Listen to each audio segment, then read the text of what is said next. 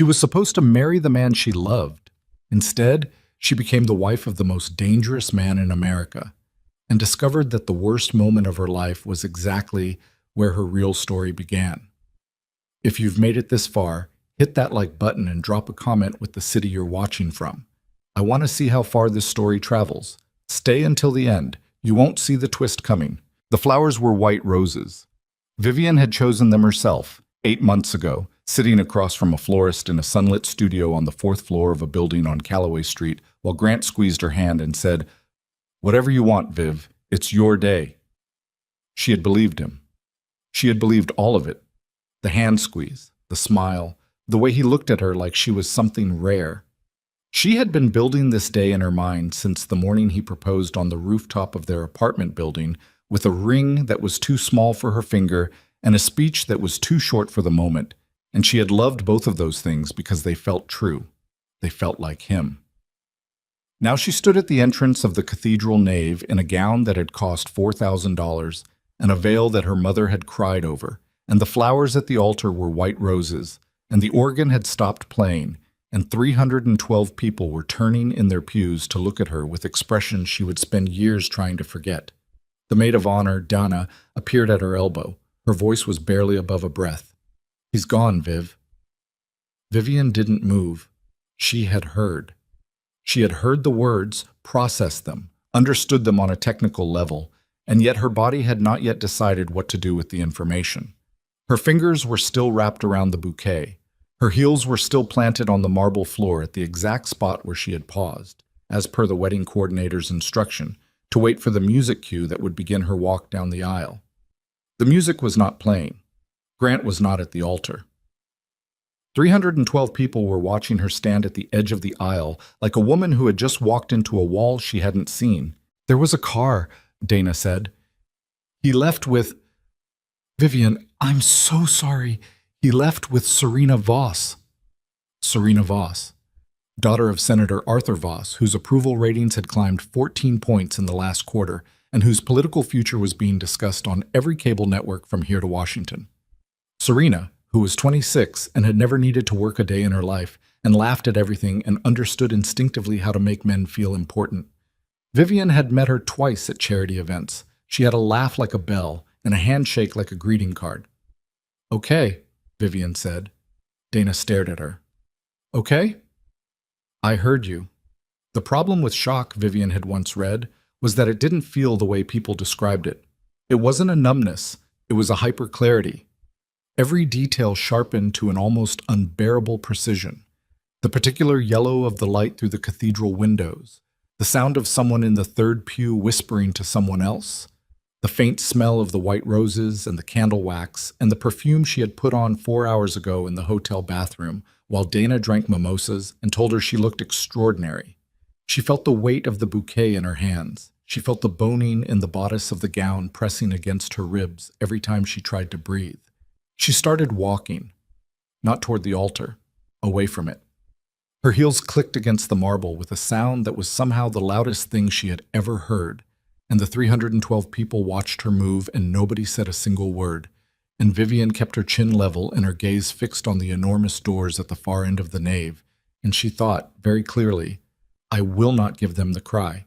I will not give them the collapse. Whatever they get today, they do not get that."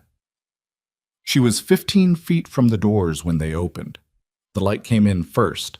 Afternoon light, sharp and direct. The kind that hits you like something physical. Then the sound. Engines, idling, expensive and low. Then the silhouettes. 4 men in dark clothing moving with a practiced kind of quiet, taking positions at either side of the doorway without urgency, without drama. Security, professional. She had deposed enough corporate protection personnel to recognize the posture. And then him. He wasn't tall in the way that announced itself. He was tall in the way that you noticed after the fact, the way you might walk away from a conversation and realize later that you'd been looking slightly upward the whole time. Dark suit, no tie, the collar of a white shirt open at the throat in a way that was either calculated or completely natural, and she couldn't decide which. Dark hair, a little longer than business standard, A face that had been handsome once and somewhere along the way had picked up something harder. Not age exactly, but weight, experience of a specific and costly kind. He walked into the cathedral like he had been there before. He stopped 6 feet from Vivian and looked at her with eyes that were a color she couldn't immediately name, some iteration of gray that shifted depending on what the light was doing. He looked at her the way a surgeon might look at a problem, not unkindly, with precision. "Ms. Cross," he said. His voice was quiet. It didn't need to be loud. She hadn't moved.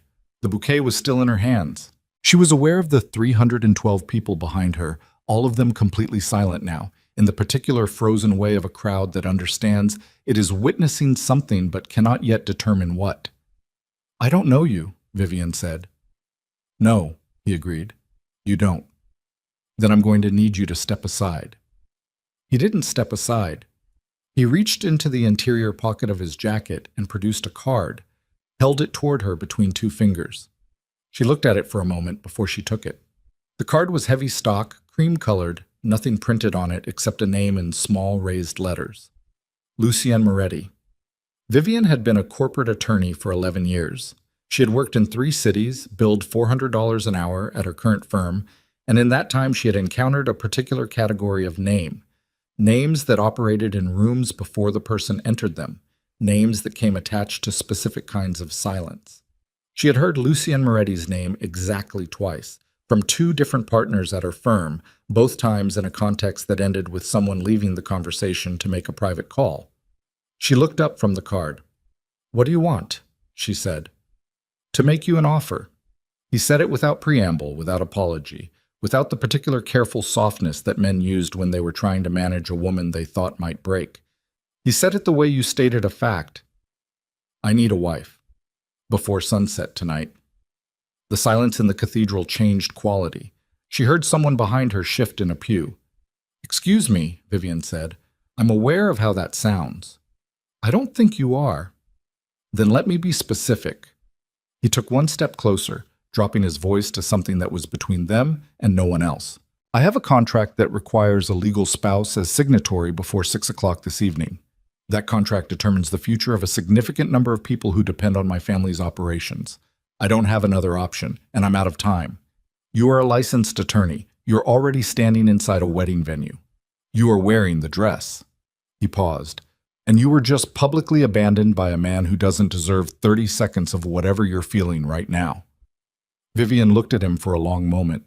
She was aware that she was in shock. She was also aware, with the hyper-clear precision that shock produced, that the man standing in front of her was not lying to her. She had spent 11 years in rooms where people lied to her constantly, professionally, with great skill. She had developed a calibration for it the way a musician develops pitch, not infallible, but reliable. Lucienne Moretti was not lying. He was offering her a transaction with a clarity that was almost violent in its honesty. "You don't know anything about me," she said. "I know enough." "What does that mean?" "It means I've known you were the attorney I needed for the last 72 hours, and I'd intended to approach you through appropriate channels next week." He glanced briefly around the interior of the cathedral. "Circumstances accelerated the timeline." "Circumstances," Vivian repeated. "Yes." She looked down at the card in her hand, then at the bouquet. The white roses were starting to feel heavy. Her arms had been carrying them for 40 minutes, through hair and makeup and photographs and the slow processional corridor, and she had not noticed until now. "What kind of contract?" she said. Something shifted in his expression. Not warmth? Not quite. But a recalibration. The way you adjust when the person across from you turns out to be different than you anticipated. The kind that transfers legitimate business assets into a joint estate, he said. Legally binding, filed with a real clerk of courts, fully recorded. You would be protected by every standard marital contract provision. I would draw up a private agreement outlining the specific terms of our arrangement, and you would have full legal review before signing anything. How long? The contract requires 1 year of documented marriage. After that, we dissolve it however you prefer. You walk away with a settlement we will agree on in advance. Vivian's chest felt tight. The boning of the dress. The breath she hadn't quite taken all the way in. You're asking me to marry a stranger, she said, inside the same building where I just got abandoned by the man I thought I was going to spend my life with. Yes, Lucian said, I am. And you think I'm going to say yes? I think you're going to say yes because you are standing in a building full of people who drove here expecting to watch you begin your life. And when you walk out that door, the headline is going to be about abandonment. The photograph is going to be the empty altar and the woman in white walking out alone. He looked at her steadily. Or you stay. And the story is something else entirely. The organ, somewhere in the back of the cathedral, let out a single uncertain note, then stopped. Vivian thought about Grant. She thought about Serena Voss's laugh, which sounded like a bell, and Senator Arthur Voss's approval ratings, and the way Grant had said, "Whatever you want, Viv, it's your day," while squeezing her hand in a florist's studio. She thought about the 12-hour days she had worked for 3 years building the kind of professional reputation that preceded her into rooms. She thought about the expression on the face of her senior partner, Richard Alcott, who was sitting in the fourth pew on the left and who did not believe that personal disasters and professional credibility could coexist, and who would be watching her walk out of this building alone. She thought about the card in her hand, cream-colored, heavy stock. I want the private agreement in writing, she said, before the ceremony, signed by both of us. Lucian Moretti reached into his jacket again and produced a folded document. He held it out to her. Vivian stared at it. You already had this written, she said. I prepared for the possibility. You prepared for the possibility that I would say yes. I prepared for the possibility that you were the kind of person who would say yes. He said it without any particular pride. Factual again. There's a difference. She took the document, unfolded it. Her eyes moved through the language with the speed of someone who had spent a decade doing exactly this. Parsing contract provisions, finding the gaps between what was stated and what was meant, locating the places where the architecture of a legal document revealed the intentions of the person who had drafted it. It was clean, genuinely clean, which surprised her more than anything else had so far. The terms were precise without being punishing. The exit provisions were real. The settlement figure written into Section 4 was enough to fund 3 years of independent practice if she chose to leave her firm, which a small and newly awake part of her brain noted she had been considering for longer than she'd admitted to anyone. She folded it again. Pen, she said. One of the men by the door produced one. She signed on the document's last page, her signature exactly as controlled and clean as it was on any filing, and handed it back to Lucian, who signed below her without reading it again, because he had written it and already knew what it said. He tucked the document back into his jacket. Do you need a minute? He said. No, Vivian said. She turned around. 312 people were watching her, and none of them understood what they were watching. And Vivian stood at the entrance of the aisle in the $4,000 gown with the white roses and the veil her mother had cried over. And she thought, this is the strangest moment of my life. She also thought, I am completely in control of it. She walked back down the aisle. This time she walked it all the way to the altar.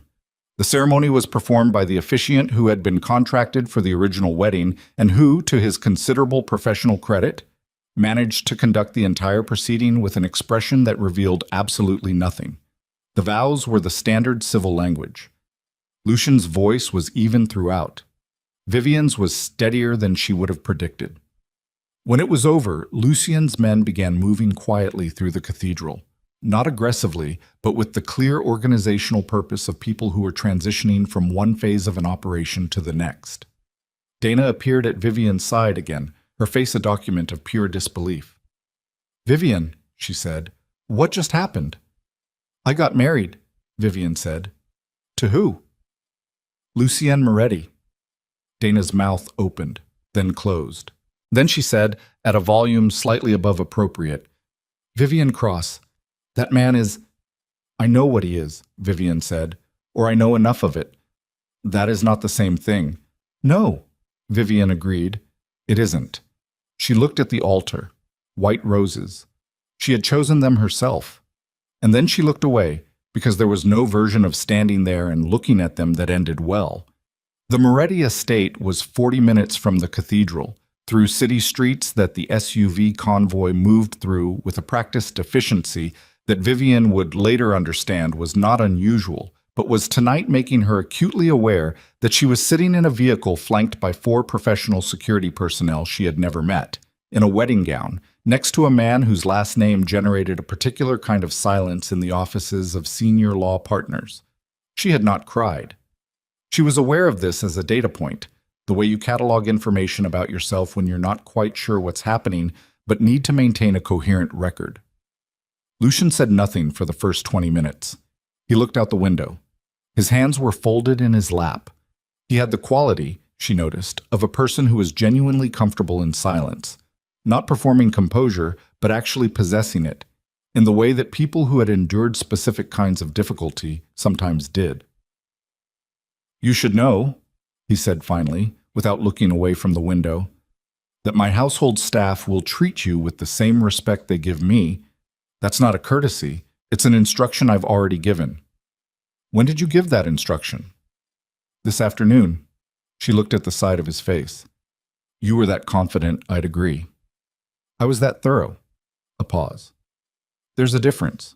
You said that already." "It bears repeating." She looked out at her own window. The city was giving way to a different kind of residential geography. The particular altitude of old money, houses set back from the road behind walls and trees that had been growing for 60 years. "I need to know about the contract," she said.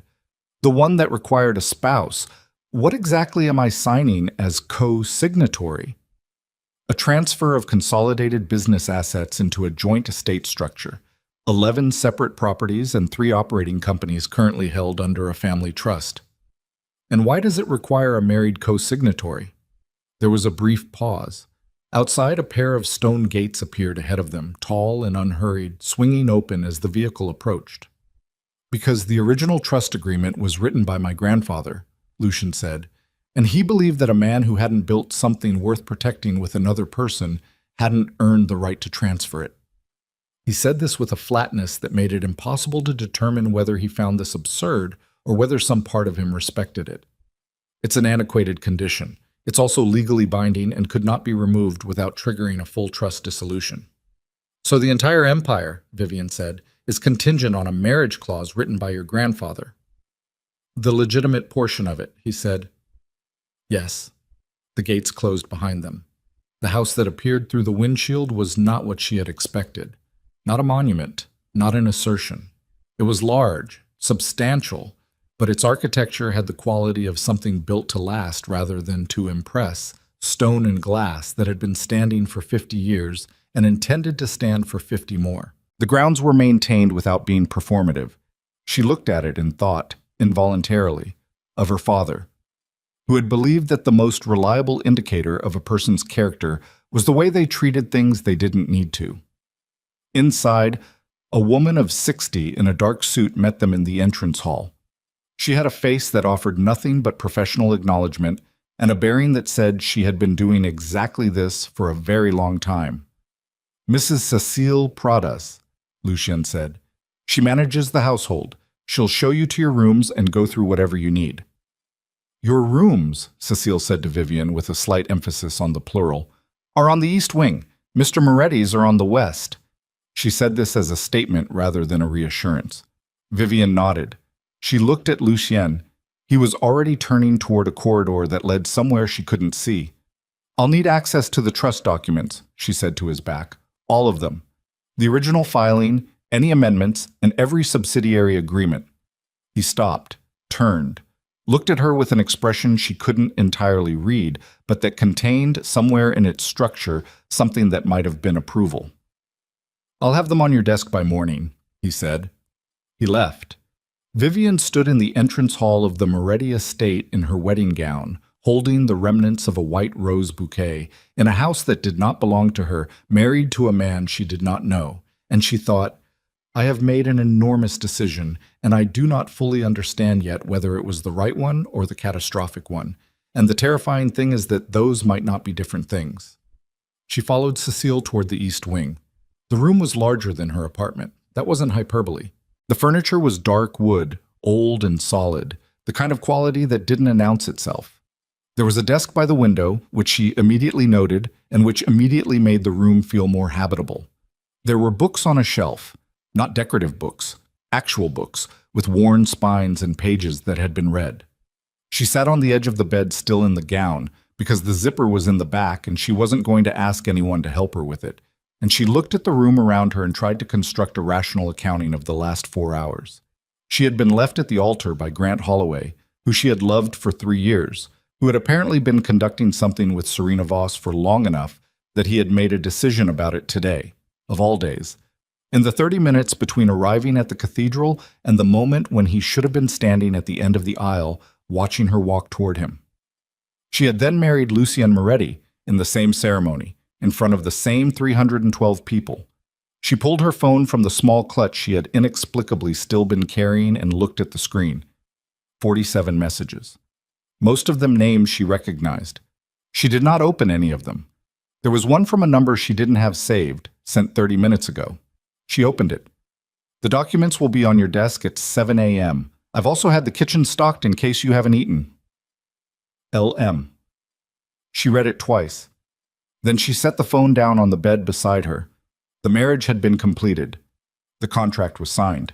By morning she would have the trust documents, and she would read them the way she read everything, with absolute focus, looking for the places where the stated language diverged from the intended meaning, looking for the gaps where something was being obscured. She was good at finding those gaps. She had built a career out of it. She reached behind her back, contorted her shoulder in a way that was slightly undignified, and got 3/4 of the way down the zipper before it caught. She sat with the half-undone gown in the dark room for a moment. Then she thought about Lucien's face when she had said, "I want the private agreement in writing." The recalibration. The slight shift in how he was looking at her, like she had confirmed something he had suspected but hadn't been certain of. She thought about his grandfather's trust clause, a man who hadn't built something worth protecting with another person. She thought about the document that had been already prepared, folded and ready in his jacket pocket, because he had prepared for the possibility that she was the kind of person who would say yes. She got the zipper the rest of the way down. She changed into clothes she found folded in the wardrobe. Someone had anticipated she would need them, which was either impressively considerate or efficiently unsettling, and she couldn't decide which. She sat at the desk. She found a legal pad in the top drawer and a pen, and she began writing. Not notes yet. Not until she had the documents. What she wrote instead was a list of questions. The architecture of what she didn't yet know, structured the way she would structure any case.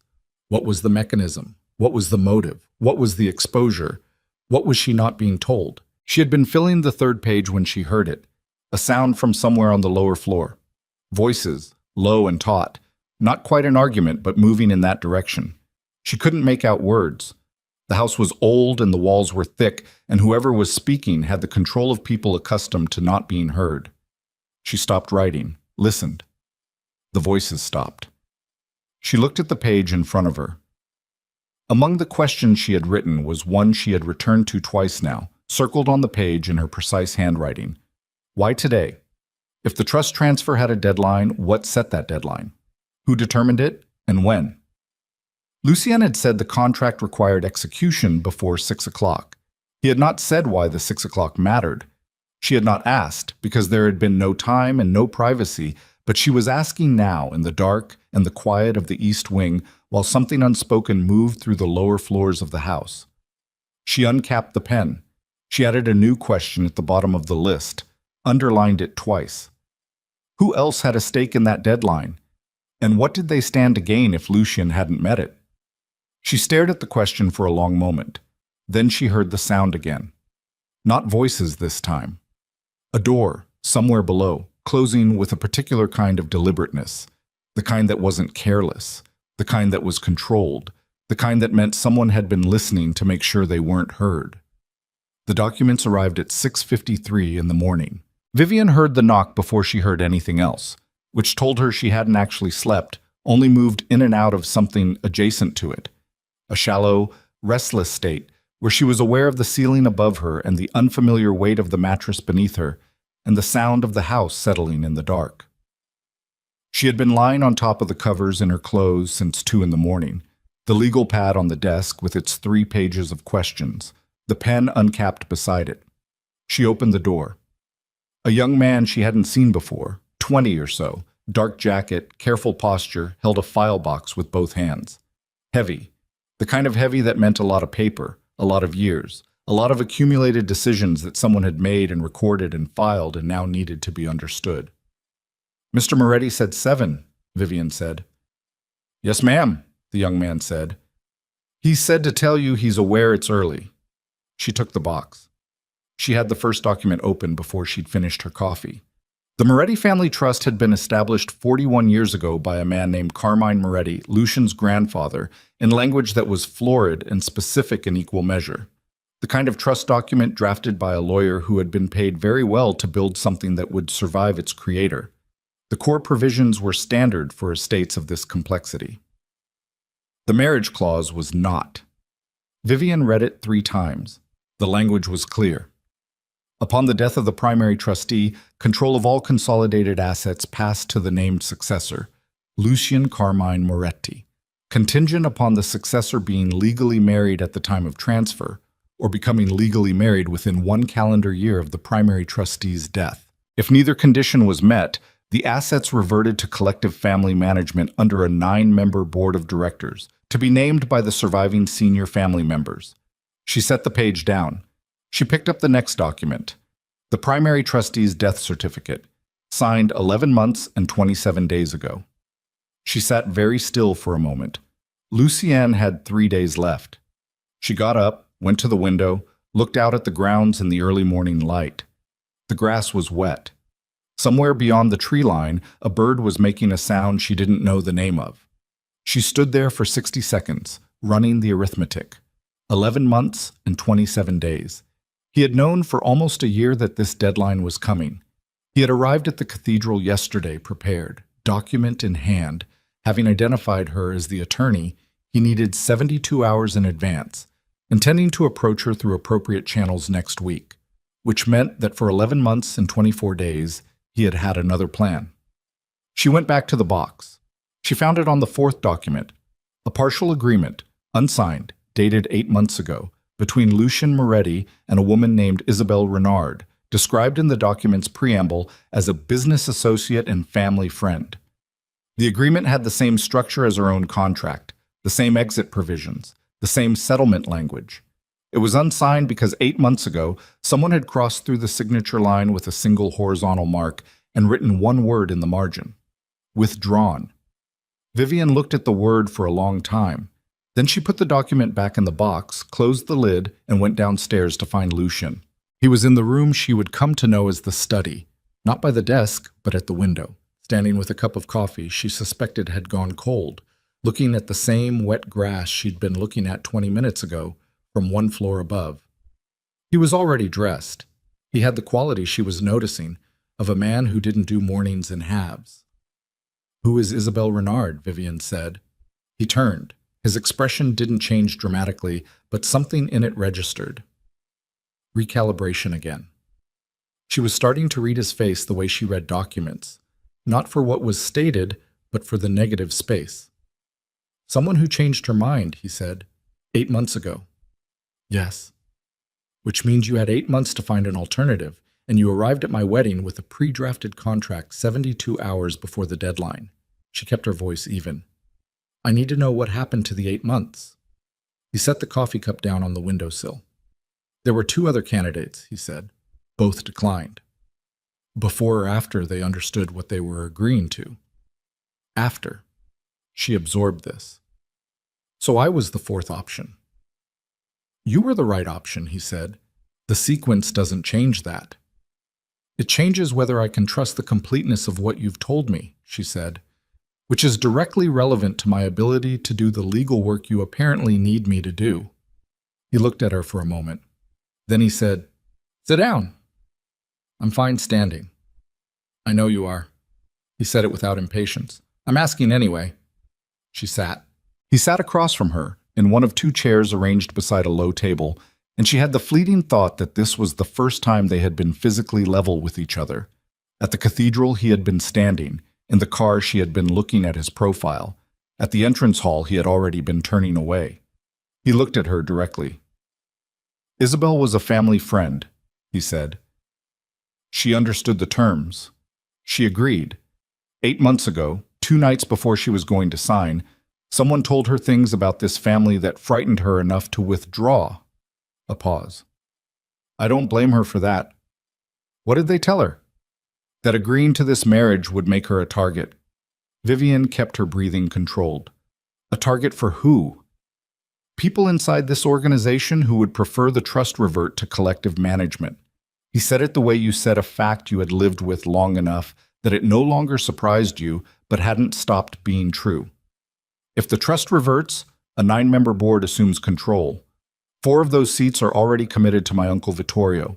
He needs 5 for a majority. He's been working on the 5th for the better part of a year. The bird outside was still making its sound. Vivian thought about the voices she had heard the night before, low and taut, moving toward something that hadn't arrived yet. You have an uncle who has been actively undermining your ability to complete this transfer, she said. Yes. And you didn't tell me this before I signed. Would you have signed? I would have needed more information.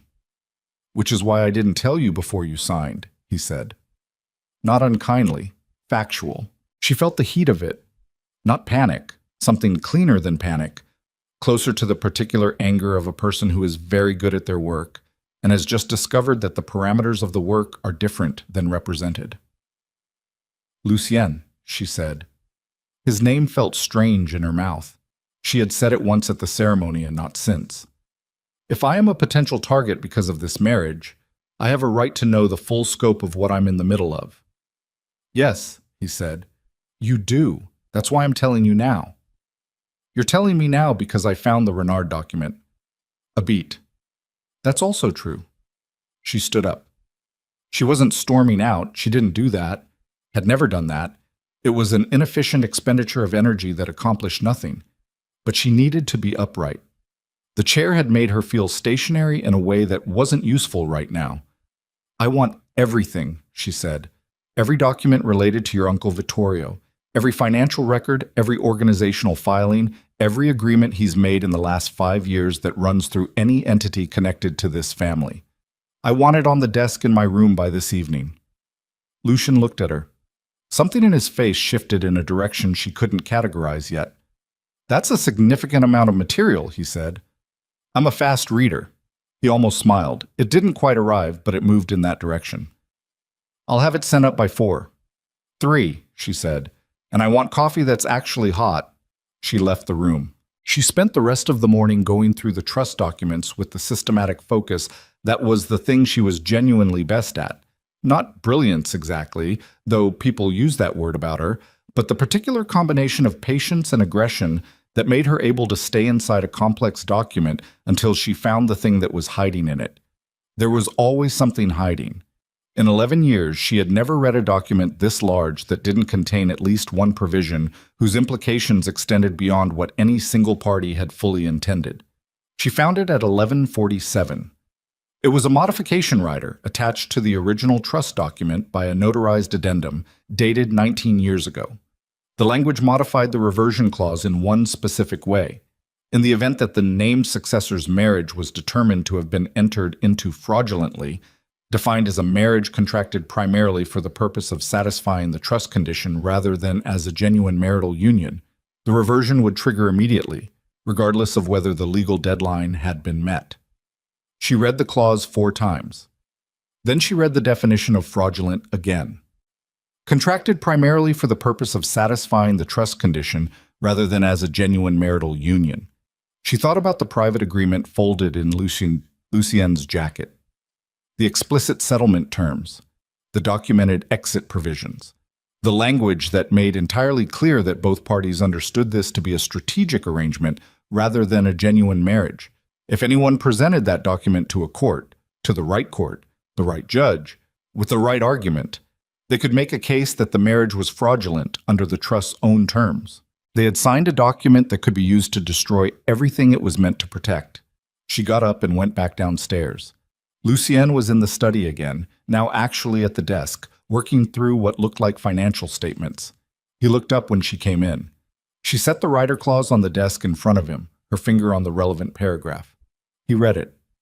She watched his face. Nothing dramatic happened there. His jaw tightened by a fraction. His eyes moved through the language twice. "Did you know about this writer?" she said. "No," he said. "You need to decide right now whether that's true," she said, "because if you knew and didn't tell me, the legal situation we're in is fundamentally different from the one I've been operating under, and I need to adjust my strategy accordingly." He looked up at her, the gray eyes shifting in the morning light. "I didn't know," he said. "My grandfather's attorney handled the original filing. The man has been dead for 9 years. This writer," he stopped. "This was added without my father's knowledge. I'm certain of that." "How certain?" "My father would have told me." A pause, something moving through the pause that wasn't quite grief, but was adjacent to it. "He told me everything that mattered." She pulled the chair across from the desk and sat down. "Then someone else knew. Someone who has access to the original trust filings, because you can't cite a clause you haven't read. If Vittorio wants to challenge this marriage as fraudulent, he'd need our private agreement," Lucian said. "Yes." They looked at each other. "Who drafted it?" Vivian said. "My attorney, Marcus Hale." "He's been with the family for 12 years, said a voice from the doorway. They both turned. The man standing there was 50-something, silver-haired, with the particular physical ease of someone who had spent decades being trusted in rooms. He wore a dark suit and an expression of arranged neutrality that Vivian recognized immediately as the expression of a man who had been practicing it for the duration of a walk down a corridor. "Marcus," Lucian said. His voice was absolutely even. "I heard you were looking for the Vittorio files," Marcus Hale said. He came into the room without being invited, which told Vivian something. He stopped 6 feet from the desk. "I wanted to discuss that before anything was sent upstairs." "Did you?" Lucian said. "There are some documents in that collection that require context," Marcus said. His eyes moved to Vivian and stayed there. Not hostile. Assessment. "Sensitive matters that your wife," he said the word with a precision that wasn't quite neutral, "may not yet have the background to interpret correctly." "My wife," Lucian said, "is a corporate attorney with 11 years of experience interpreting exactly this kind of document."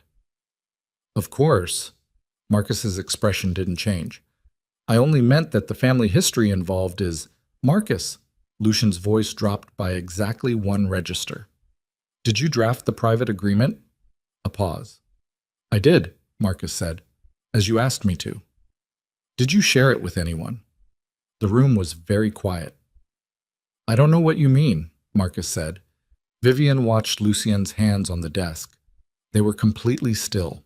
That was worse, somehow, than movement would have been. "I think you do," Lucian said. Marcus shifted his weight, 1 inch. That was the tell. Not the face, which was still composed, but the body making a small involuntary adjustment under the weight of the moment.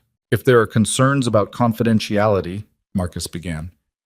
"Get out of my house," Lucian said. Marcus stared at him. "I'll have your office cleared by Friday," Lucian said. "Your severance is whatever the contract specifies. Don't come back to this property." Marcus looked at Vivian.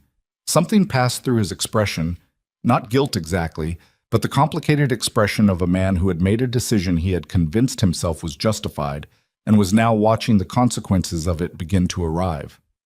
He left. The room was silent.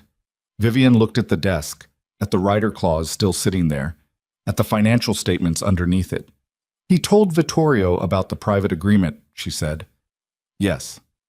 "Which means Vittorio has documentation that could be used to challenge the marriage as fraudulent." "Yes." "How long has Marcus been working for your uncle?" Lucian was quiet for a moment. She watched something move through him. Not shock, he was past shock, but a specific and controlled kind of anger, the kind that had been compressed until it was dense and precise. "Long enough," he said. She pulled the writer clause toward her, reread the definition paragraph. "We need to establish documented evidence of a genuine marital relationship. Activities, shared decisions, public appearances.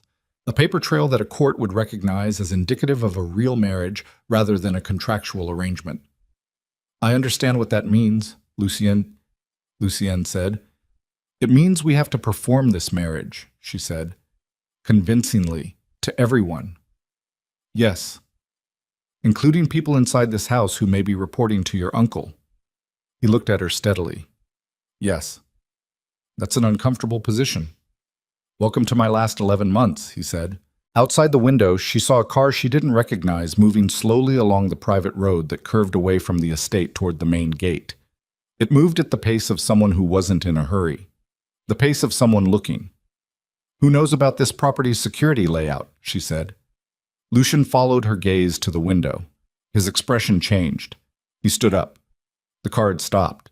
It sat at the far curve of the road, engine presumably still running, for 30 seconds that felt longer than 30 seconds. Then it moved again, continuing toward the gate, and disappeared behind the tree line. Lucien picked up his phone from the desk and sent a text without explaining what he was sending or to whom. The reply came in under 10 seconds. He read it and his jaw set. The plate is registered to a logistics company, he said, one of 3 front companies Vittorio uses for operational expenses. The cold moved through her slowly and thoroughly. He's watching the house, she said. He's been watching the house. Lucien set the phone down. The question is what he's waiting for. She thought about the rider clause, the fraud definition, the private agreement that Marcus Hale had almost certainly provided to Vittorio Moretti some number of days or weeks ago, giving him a legal mechanism to challenge the trust transfer and the patience to wait for the right moment to deploy it. He's waiting for us to make a move, she said. He wants to know whether you'll try to contest the fraud challenge before he files it, which would tell him how much you know about his position. And if you wait, he files when he's ready, and you respond from a disadvantaged position. She looked at the window again. The road was empty. He's put you in a timing problem. Either you move and reveal your hand, or you wait and let him control the pace. Unless we change the parameters he's operating under, Lucien said. She looked at him. The fraud challenge only works if the marriage looks like a transaction, he said. If it looks real, then his document becomes circumstantial, she said, a private agreement that was superseded by a genuine relationship. Can you make that argument hold in court? She thought about it, not the performance of thinking about it, but actually running the legal architecture. What evidence would be needed, what timeline would need to be established, what the opposing argument would look like, and where its weaknesses were. With the right documentation and timeline, yes, she said, but it requires time we may not have, and it requires complete cooperation between us. No gaps in the story. I can do that, he said. You say that like it's simple. I say it because I mean it. He said it without defensiveness, flat and direct, the way he said everything. I don't make commitments I don't keep. She looked at him for a long moment. She thought about the private agreement, clean and precise and actually fair, produced from a jacket pocket by a man who had prepared for the possibility that she was the kind of person who would say yes. She thought about the rider clause that he had genuinely not known about. She thought about Marcus Hale's small, involuntary weight shift, the body betraying what the face had been paid to hide. She thought about the voices she had heard the night before, low and taut, from somewhere on the lower floor. Last night, she said. The voices. After midnight. Who was in the house? He looked at her. Something in his expression changed. Not evasion, something closer to the particular heaviness of information you've been waiting to share and haven't yet found the right moment for.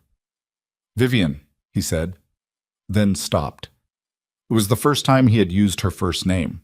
She noticed it the way you notice a shift in barometric pressure before a storm. Not the storm itself, but the quality of the air changing. Tell me, she said. Vittorio was here last night, he said. Not in the house, on the property. My security identified him at the east perimeter at 11:40. He left after 20 minutes. She went very still. He was at the east perimeter, she said. Yes, the east wing. Her rooms, the windows overlooking the wet grass where she had stood at 6:50 in the morning reading documents that told her how much trouble they were actually in. He was looking at my window, she said. Lucien's voice was careful. We don't know. He was making a point, she said. He wanted you to know that he knows where I am, that I'm accessible. The room was very quiet. She looked at the rider clause on the desk. She looked at the window with its view of the now empty road. She thought about the car with the logistics company plates, the deliberate pace, someone who wasn't hurrying because they didn't need to. She thought about Grant Holloway, who had been approached by someone and offered something, and who was stupid enough and ambitious enough to have said yes. She looked at Lucien. Your uncle didn't just approach your attorney, she said.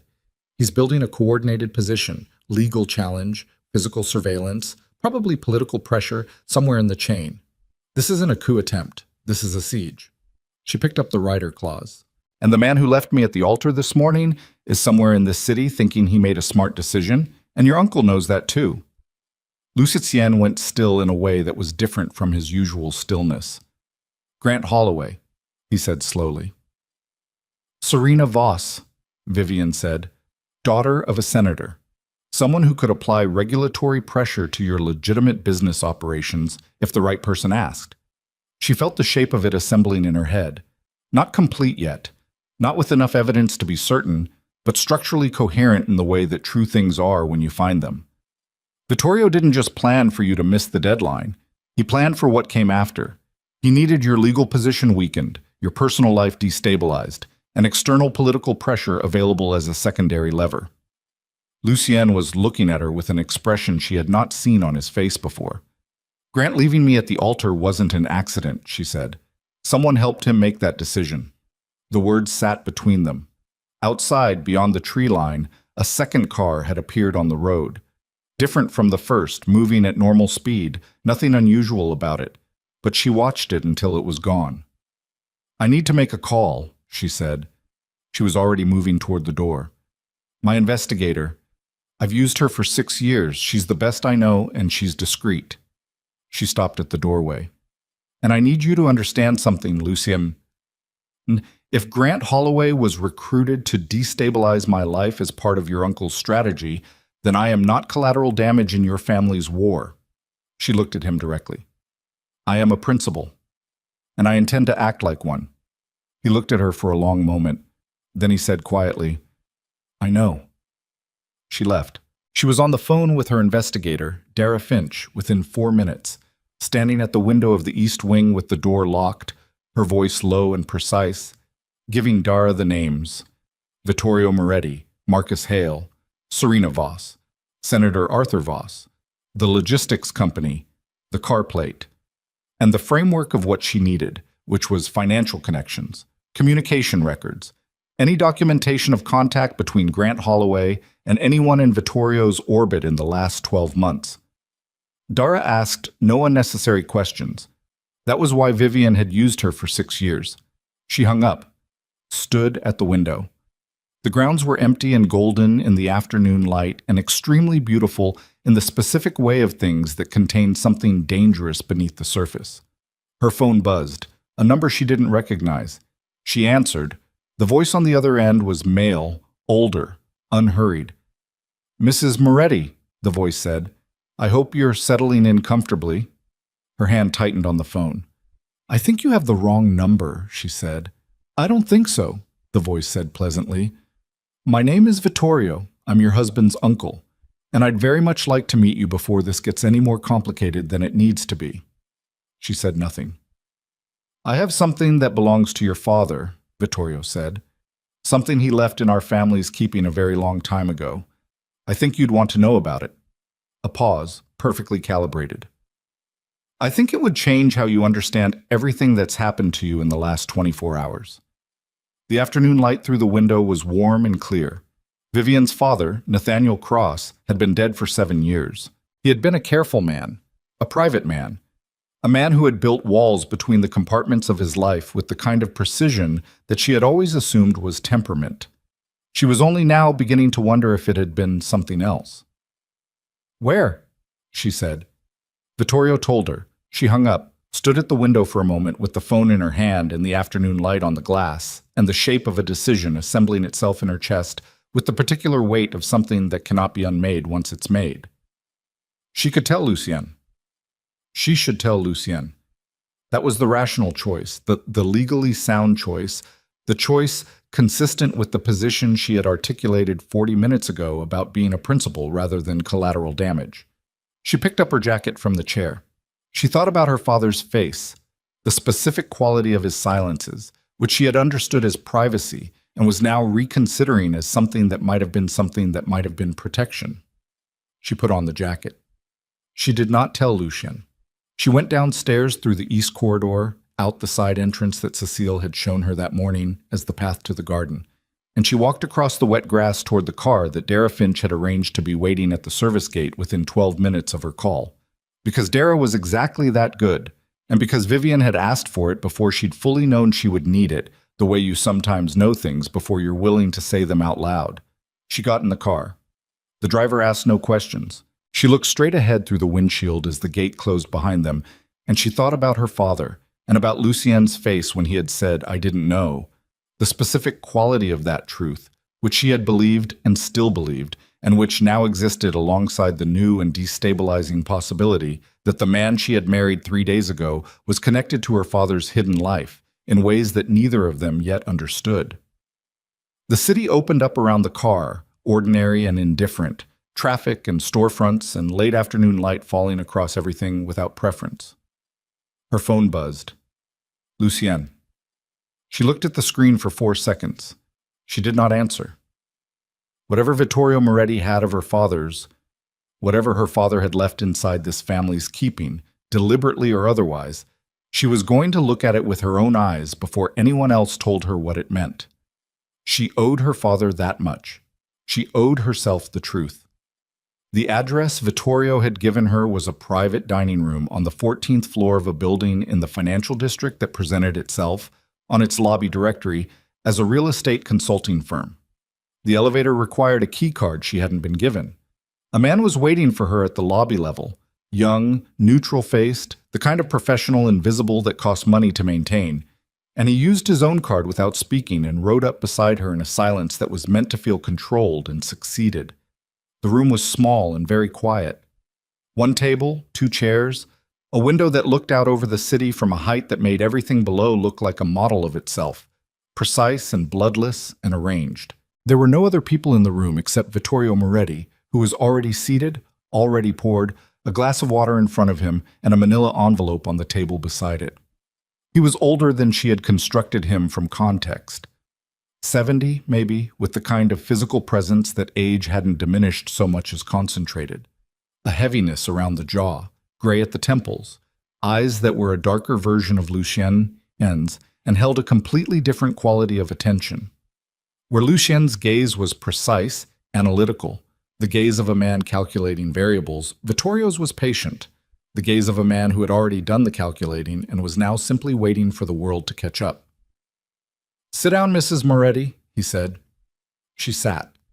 She did not touch the water. "You said you had something of my father's," she said. "I do." He didn't move toward the envelope. "But I'd like to talk first. I think you deserve context before you see it." "I'd prefer to see it first and provide my own context." Something moved in his expression. Not quite a smile, but the shape one makes when someone confirms a thing they expected. "You're very like him," Vittorio said. "Nathaniel. The same instinct for the document over the narrative. He never trusted explanations either." Her chest tightened. She kept her hands still in her lap. "You knew my father," she said, "for 22 years. He said it simply. "He was the most careful attorney I've ever worked with, and I have worked with many." The window behind him showed the city in the late afternoon light, gold and gray, the particular beautiful indifference of a skyline that has seen everything and registered none of it. "He worked for your family," she said. "He worked with our family," Vittorio said. "There's a distinction he cared about. He was not an employee. He was a partner in a specific and limited sense. He provided legal architecture for the transition of certain assets from unregistered to legitimate status. Shell companies unwound, properties retitled, business structures rebuilt from the foundation up so that within 1 generation, the income was clean." He folded his hands on the table. He believed it was possible to build a door out of something that had no doors. He spent 22 years building it. Vivian was aware of her own breathing, the specific discipline of keeping it even. And Lucien, she said, does he know this? No, Vittorio said. His father? His father knew part of it, enough to trust Nathaniel, not enough to understand the full scope. A pause. Your father protected Lucien specifically. He believed that a man who knew too much about the mechanism of his own redemption might stop believing it was possible. He wanted Lucien to inherit a cleaner world without understanding the cost of the cleaning. She stared at him. Why are you telling me this? She said. Vittorio reached for the envelope. He slid it across the table without opening it. Because what's in there changes your position considerably, he said, and I'd rather you understand it from me, with context, than discover it through the trust documents and draw the wrong conclusion. She looked at the envelope. The wrong conclusion being, she said. That I'm your enemy, Vittorio said. She picked up the envelope. Her fingers found the unsealed flap and drew out the contents. A sheaf of papers, 15 or 20 pages, clipped together. The top page was a letter, handwritten, dated 6 years and 4 months ago. 3 months before her father's death. The handwriting was her father's. She knew it so immediately and completely that her vision blurred for 1 second before she controlled it. She read. She read slowly. The room was absolutely silent around her. Vittorio did not speak.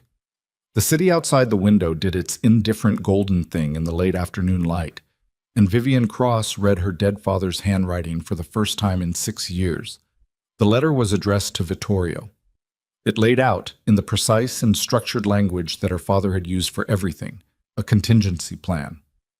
In the event of his death before the completion of the legitimate transition work, the plan specified 3 things.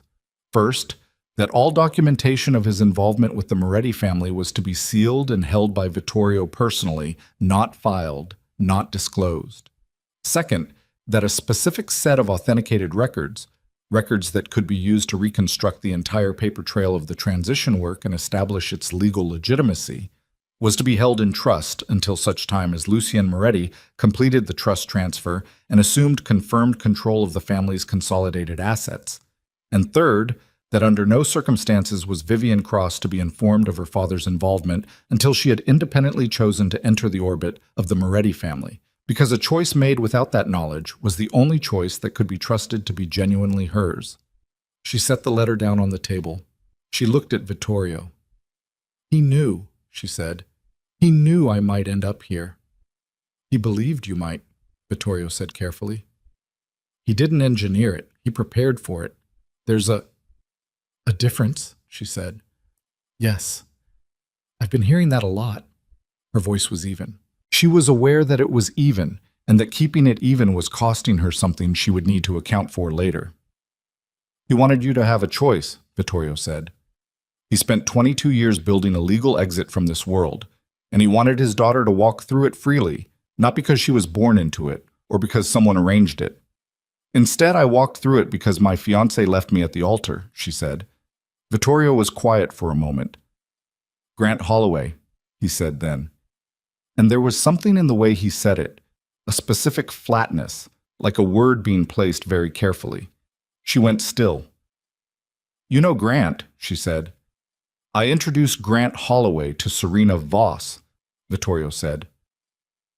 8 weeks ago, at a fundraiser for Senator Voss's campaign, which I attended in support of certain business interests. He said this without apparent guilt, but also without evasion. I knew about your engagement. I knew Holloway was ambitious and politically impressionable. I introduced them because I believed that if your personal circumstances became sufficiently disrupted, you arranged it, Vivian said. I facilitated a meeting, Vittorio said. What happened after? You arranged for my fiancé to leave me at the altar. Her voice had not risen. That was the thing about genuine fury, she had learned. It didn't need volume. It became very quiet and very exact. You used my life as a lever in your family's power structure. I used the situation to bring you here, Vittorio said. Where your father's work is waiting, where Lucien needs exactly what you can give him. Where you needed me destabilized enough to be useful, she said. where you needed me emotionally compromised and professionally isolated so that I would make a fast decision without full information. She stood up. The private agreement, the fraud clause in the trust rider. You have Marcus Hale's copy of the agreement. You were going to use it to challenge the marriage the moment it served you. Vittorio looked at her steadily. Yes, he said. The word landed in the room like something dropped from a height. Then what is this, Shah? She said. She gestured at the envelope. What is any of this if you were going to destroy the marriage anyway? I was going to use it as a threat, Vittorio said, not execute it. The distinction is everything, he said, and for the first time his voice carried something with weight in it. I am not trying to destroy Lucian. I am trying to ensure that when he takes control of this family, he does it with full understanding of what he's inheriting, including what your father built, including what it cost. He leaned forward slightly. Lucien has been moving through this transition for 11 months, believing he understands the architecture of his own empire. He doesn't. Not completely. Your father's work is woven through the foundation of the legitimate side of these businesses in ways that Lucien hasn't seen. If he takes control without understanding that, he'll make decisions that unravel it. And your 4 board seats, she said. Your push for the reversion, that was leverage, Vittorio said, to get him to sit down with me, which he will not do. He believes I want the empire. What I want is a conversation. She stood at the table in the quiet room with the city behind Vittorio's head and her father's letter on the table between them, and she thought, one of these things he is telling me is not true. Maybe more than one. She had been in enough rooms with enough people who had decided to tell her a careful version of the truth to know that the carefully true and the complete were rarely the same document. She picked up the letter. I'm taking this, she said. It's yours, Vittorio said. All of it. She gathered the papers, replaced them in the envelope, put the envelope under her arm. You said this changes my position considerably, she said. Tell me how. Your father's authenticated records, the ones proving the legitimacy of the transition work, are currently the only complete documentation that can defend the Moretti businesses against the regulatory inquiry that Senator Voss's office filed 3 weeks ago. He said it quietly and watched her face. An inquiry that will move from preliminary to formal within the next 48 hours if it isn't answered with documentation that doesn't currently exist in any place Lucien knows to look. The floor did not move. The room did not change. But something in the architecture of the situation rearranged itself with the specific totality of a structure that has been built on an assumption that just proved false. Voss filed a regulatory inquiry, she said, 3 weeks ago. Lucien doesn't know. Lucien doesn't know. Because Marcus Hale, who was managing his legal affairs, didn't tell him. Marcus received the inquiry notification and buried it, Vittorio said. At my nephew's expense, that was not something I instructed. He said this with a flatness that she couldn't immediately determine was genuine. Marcus made his own decisions. I used what he gave me. I am not going to pretend otherwise. She looked at him. Where are my father's records? She said. In a sealed deposit held under a notation account at a fiduciary office on Merchant Street, Vittorio said. He slid a second, smaller envelope across the table. The access credentials are in there.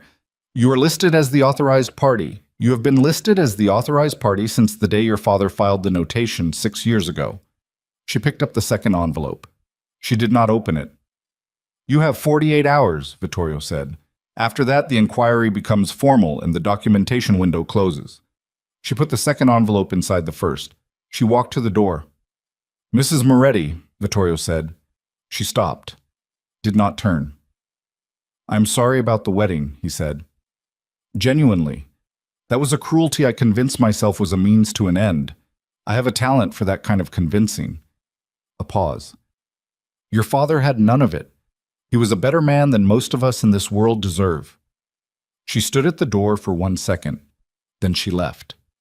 The elevator down was the same elevator, and the same silence, and the same neutral-faced young man.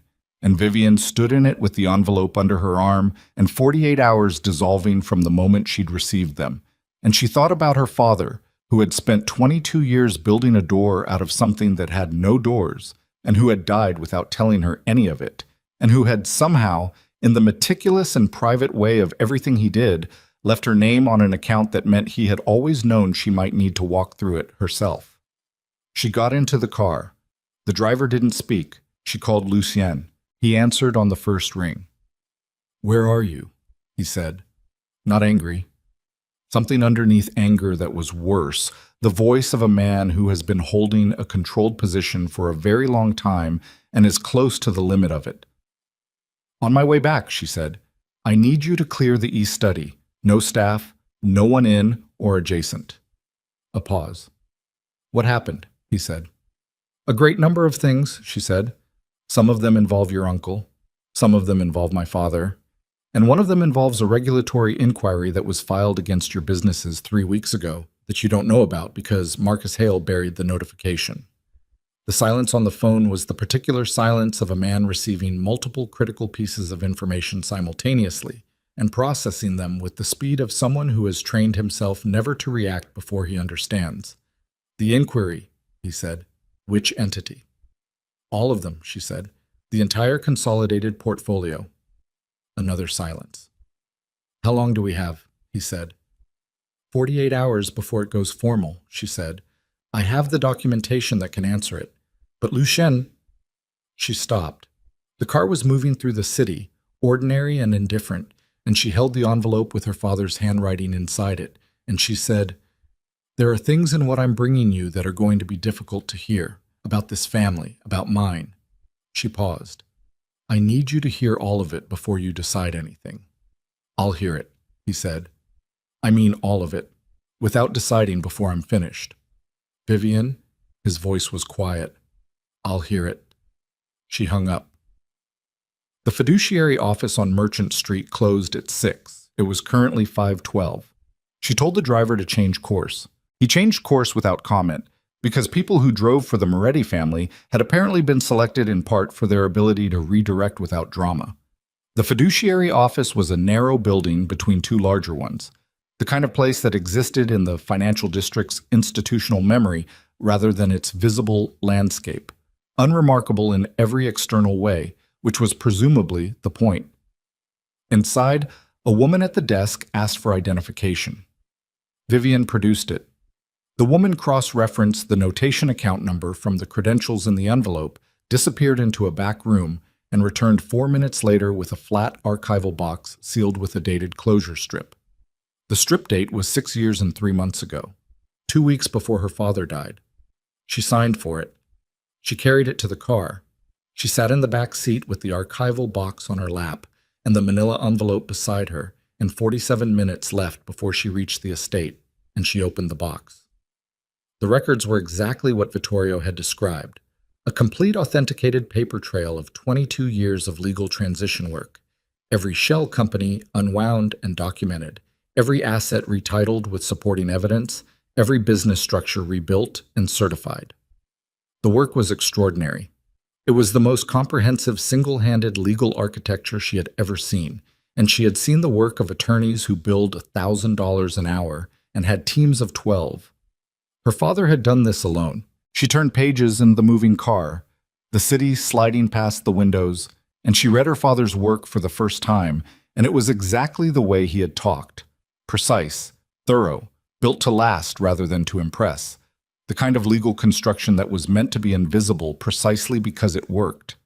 And then, 14 pages in, she found something that Vittorio had not mentioned, a single page, a separate notation, filed independently of the transition records, dated 23 years ago, 1 year before the transition work had begun. It was a personal declaration, notarized but not filed with any court, witnessed by 2 signatures she didn't recognize. It stated that Nathaniel Cross had entered into a consultancy arrangement with the Moretti family at the invitation of the then head of family, and that before beginning that arrangement he had satisfied himself that the work he would be undertaking did not constitute material assistance to any ongoing criminal enterprise, but rather the remediation of prior criminal structures toward legitimate ends. Attached to the declaration was a copy of an agreement between Nathaniel Cross and the head of the Moretti family. The head of the family at that time had not been Carmine Moretti, Lucien's grandfather. It had been Vittorio. Vivian sat with the page in her hands while the car moved and the city did its indifferent thing outside the windows. Vittorio Moretti had been the head of the family 23 years ago. Vittorio had hired her father. Vittorio had been the one who initiated the transition work, who had wanted the door out of the criminal architecture, who had brought Nathaniel Cross in to build it. And then, somewhere in the years that followed, Carmine had died, and Lucien's father had taken control, and Vittorio had moved to a secondary position, and the transition work had continued under a new leadership that didn't fully understand what had been initiated or why. The man who had arranged her fiancé's departure. The man who had buried Lucien's legal notifications through a compromised attorney. The man who had manipulated her life as a lever in a power struggle. Was also the man who, 23 years ago, had hired her father to build the legitimate future that Lucien was now trying to inherit. The same man. She looked at the page for a long time. Then she looked out the window and thought, I have been handed a truth that is shaped exactly like a weapon, and I do not yet know whose hand I am supposed to place it in. And if I get that wrong, everything her father built will be the instrument of its own destruction. The car stopped at the estate gate at 6:41.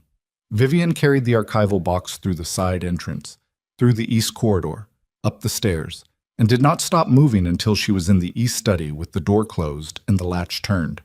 She set the box on the desk. She set the manila envelope beside it. She stood with her hands flat on the desk surface and breathed for 30 seconds with the specific intention of breathing, which was something she had learned to do in the third year of her legal career when a trial had run 16 days and she had needed to locate her own center repeatedly and deliberately or lose it entirely. Then she opened the door. Lucien was in the corridor. He had been waiting, not pacing, standing, wait even, hands at his sides, with the controlled stillness she was coming to understand was not composure performed, but composure earned through a long time of needing it. He looked at her face and then at the archival box visible through the open door behind her and said nothing, which was the right thing. Come in, she said. He came in. She closed the door. She put her father's letter on the desk between them first, then the declaration page with Vittorio's signature as the initiating party. She did not editorialize. She let him read in the sequence that matched the order of discovery, because sequence mattered. The way you introduced information shaped the conclusions it produced, and she needed Lucien's conclusions to be his own. He read. She watched his hands. They stayed still on the desk. When he finished the declaration page, he was quiet for a long time. Vittorio started this, he said. Not a question. 23 years ago, before your grandfather died. He brought my father in to build the transition structure, and then your grandfather took over the family, and Vittorio's initiative became someone else's legacy. She paused. Your father knew part of it, not the origin. Vittorio never told him. I don't know why, she said. I can speculate. Don't. He said it without sharpness. Not yet. What else? She put the regulatory inquiry notification on the table. She had found it in the archival box, a copy of the filed document that her father had apparently obtained and included in his records, as evidence of the political pressure that existed against the family's legitimate businesses even then, a preliminary version of exactly the kind of challenge that Senator Voss's office had now filed. Lucien looked at it for 30 seconds. 48 hours, she said. I heard you. Lucien. She waited until he looked up. The documentation in this box can answer the inquiry completely. My father's transition records establish the legitimacy of every asset in the consolidated portfolio.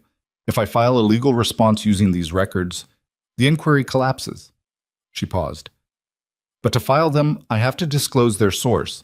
I have to put my father's name on record as the architect of the Moretti family's legal transition work. He understood immediately. She saw it arrive in his face. Which exposes everything he kept hidden, Lucien said. For 22 years he kept his involvement sealed. He did it to protect me specifically. The moment I file these records, that protection ends.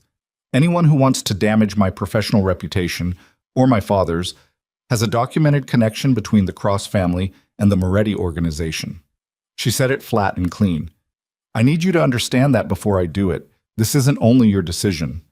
He looked at her. It's not my decision at all, he said. It's yours. It affects your family. It costs you more than it costs me. He said it without deflection. Your father's name, your career, your credibility in every courtroom you walk into for the next decade. That's not equivalent to what I stand to lose." She looked at the box. "My father built this exit," she said. "He spent 22 years on it. If I don't use it, it was for nothing." She picked up the declaration page, looked at his handwriting, put it down again. "He left my name on the deposit account. He could have left anyone's name. He left mine." The room was quiet. Then Lucian's phone exploded. Not one notification, a rapid sequence of them, 4 in under 10 seconds. The pattern of someone sending escalating urgency through multiple channels simultaneously. He looked at the screen, his jaw set. "The annual leadership gathering," he said. "It's been moved." "Moved how?" "From Saturday to tonight." He looked up. Vittorio called it.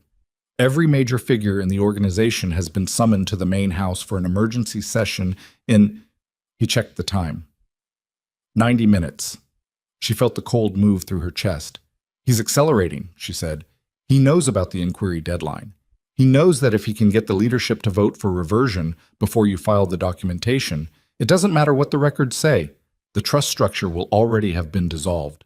He was already moving toward the door. "If he controls the narrative in that room tonight, we lose everything before we can answer it." "Who's in that room?" she said. 11 senior figures. The 9 board seats plus 2 regional heads whose support swings votes. He stopped at the door. 4 are Vittorio's. 3 are mine. 4 are uncommitted, and Vittorio has had 11 months to work on them. And if he presents the private agreement tonight as evidence of fraud, the uncommitted 4 will move to him, Lucien said. "It'll be over before the vote is called." She looked at the archival box. "Then we bring the box," she said, "to a leadership session. To the room where the decision gets made." She was already closing the box lid. "If Vittorio's going to use the private agreement as a weapon, I'm going to use my father's records as the counter, in real time, in front of the same audience." She looked at him. "Can you get me into that room?" "It's not standard," he said. "I'm not asking if it's standard. You'd be the first non-family member in the history of the organization to attend a leadership session."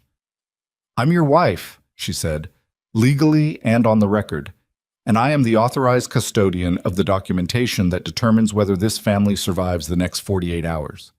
She picked up the box. "Can you get me in?" He looked at her for one long moment. "Stay close," he said. The main house was the original Moretti property, older than the estate where Vivian had been staying. A different building entirely. A 40-minute drive, stone and dark wood, and the particular atmosphere of a place that had absorbed decades of consequential decisions. They arrived at 8:14. The circular drive was full of vehicles, black and dark gray, and men with the particular bearing of professional security stood at intervals that were not casual. Lucien got out of the car first. Vivian got out behind him with the archival box under her arm, and she felt the attention of every person in that drive shift to register her presence. And she kept her chin level and her pace steady, and thought about her father, who had walked into rooms like this one for 22 years without anyone knowing why he was there. Inside, the gathering room was long and paneled, a table that seated 11 men already present, the air carrying the particular density of a room where people have been waiting with bad intentions. Vivian catalogued faces in the 4 seconds she had before attention fully arrived on her. She recognized Vittorio at the far end of the table. She saw, and this she had not expected, Grant Holloway, seated against the wall behind Vittorio's position. Not at the table. Observer position. He was sweating through his collar, and he looked at Vivian with an expression that moved through surprise and guilt, and something that might have been relief before he controlled it. She filed that away. She put the archival box on the table. The room erupted.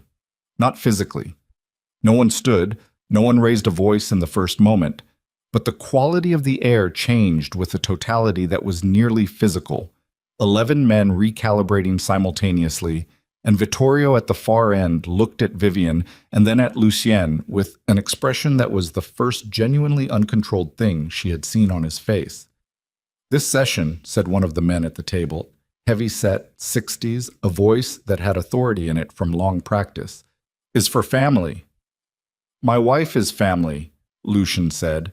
He said it without temperature, which was more effective than heat would have been. and she has material that is directly relevant to tonight's agenda. Lucien. Vittorio's voice was even, recovered. The brief, uncontrolled moment sealed over. This isn't the setting. You moved the gathering to tonight, Lucien said. You changed the setting, so we're going to work with what we have. He sat down. Vivian sat beside him. She put her hands flat on the archival box and looked at the room and thought about every deposition she had ever conducted. The particular discipline of controlling a room through clarity rather than volume, through the precision of what you reveal and when and in what order. Vittorio began. He had clearly prepared this presentation with care. He laid out his case methodically. Lucien's 11-month delay in completing the trust transfer, the evidence of a marriage entered into under fraudulent terms, the private agreement that Marcus Hale had provided, which Vittorio now placed on the table in the center, visible to everyone. He spoke about the need for stable leadership, about the risks of consolidated control in the hands of someone who had needed a last-minute legal maneuver to meet a deadline his grandfather had set 40 years ago. He was good. She could admit that while the cold fury was doing what it did in her chest, precise and quiet and extremely focused. He was organized, he was calm, he was presenting a coherent argument to an audience that had been softened by 11 months of careful groundwork. Then he looked at Vivian. The woman at this table, he said, signed a private agreement 24 hours ago establishing that her marriage to Lucien is a strategic arrangement rather than a genuine union. Under the terms of the trust rider, that constitutes fraud. Under fraud, the transfer is void and reversion is automatic. He paused. I have the document. I have the witness. And I have... He looked toward the wall where Grant was sitting. A first-hand account of the circumstances that led to this marriage, from someone who was present at the origin of it. Every head in the room turned to Grant. Grant looked like a man who had been handed a grenade some weeks ago and had only just understood what it was. He looked at Vivian. She looked back at him. She thought about 3 years. She thought about the rooftop with the ring that was too small and the speech that was too short, and how she had loved both of those things because they felt true. She thought about the florist's studio and the white roses and whatever you want, Viv. She thought about standing at the entrance of the nave with 312 people watching her and the particular sound of her heels on marble, loud as anything she had ever heard. She opened the archival box. Before Mr. Holloway speaks, she said, and her voice landed in the room with the quality of something placed deliberately, I'd like to introduce some documentation. She began with the trust records. She laid the transition work out the way her father had built it, methodically, starting with the foundational structure and moving through 22 years of authenticated legal work that established the complete legitimacy of every asset in the Moretti consolidated portfolio. She referenced page numbers. She cited specific filings in the courts in which they were recorded. She spoke at the pace of someone who is not hurrying because they don't need to, and the room listened with the particular attention of people who are encountering something they didn't know existed. She watched the 4 uncommitted faces while she spoke. The heavy-set man with the authoritative voice, a younger man, 40s, who had been watching Vittorio throughout the session. A woman, the only other woman in the room, silver-haired, 50s, whose presence at a Moretti leadership session told Vivian something about her status that she filed for later use. And a 4th man, quiet, at the table's corner, who had not looked at Vittorio once since Vivian had put the box on the table. The 4th man was reading the document she was placing in front of him. She put the regulatory inquiry on the table. 3 weeks ago, she said, Senator Voss's office filed a preliminary regulatory inquiry against every entity in the Moretti consolidated portfolio. That inquiry was received by this family's legal representative, Marcus Hale, and not disclosed to Lucien or to anyone at this table. She looked at the room. The inquiry has a 48-hour window before it becomes formal, and the documentation response period closes. The records in this box are the complete and authenticated answer to that inquiry. Without them, the inquiry proceeds and the portfolio faces regulatory action that would take years to resolve. She paused. With them, it ends before it goes formal. She let that sit. Then she put the declaration page on the table. Her father's notarized statement, 23 years old, naming Vittorio Moretti as the initiating party who had hired Nathaniel Cross to build the transition structure. The room changed again. This time, it was Vittorio's 4 who recalibrated. The heavy-set man looked from the declaration page to Vittorio with an expression that was no longer arranged. "Vittorio," he said, "you commissioned this work." Vittorio's face was controlled, extremely controlled, the control of a man who has been caught in the architecture of his own history. 23 years ago, he said, the circumstances were different. The circumstances were that you wanted out, the silver-haired woman said, not loudly, with precision. You wanted the door your attorney built, and then you lost the leadership, and someone else walked through it, and you spent 23 years watching. The room was very quiet. Vittorio looked at Vivian. "This doesn't change the fraud question," he said. His voice had thinned by 1 degree. She could hear it. The private agreement, Vivian said, was superseded the moment we began operating as genuine partners in the management of shared assets. She opened the folder she had prepared in the car on the 40-minute drive, with her hands steady and her father's letter in her coat pocket against her ribs. "I have documentation of joint decisions made within the last 24 hours regarding the legal response strategy for the regulatory inquiry. Joint decisions made, discussed, and executed between Lucien and myself as co-managers of a shared legal interest." She placed the pages on the table. "A private agreement that predates a genuine working partnership is circumstantial at best. Any court that reviews the timeline of our actual conduct will find a pattern consistent with a real marriage rather than a transaction." "You prepared this in the car," Vittorio said. He knew. She could see that he knew. "I prepared it in the car," she agreed, "because I'm very fast and the situation required it." Grant Holloway stood up. Every head turned to him, and he looked like a man standing in a fire he had lit himself and was only now feeling the heat of. "I need to say something," he said. Lucian's voice came from beside her, very quiet, very level. "Sit down, Grant." "Lucien, sit down." Grant sat. Vivian looked at him for 1 second.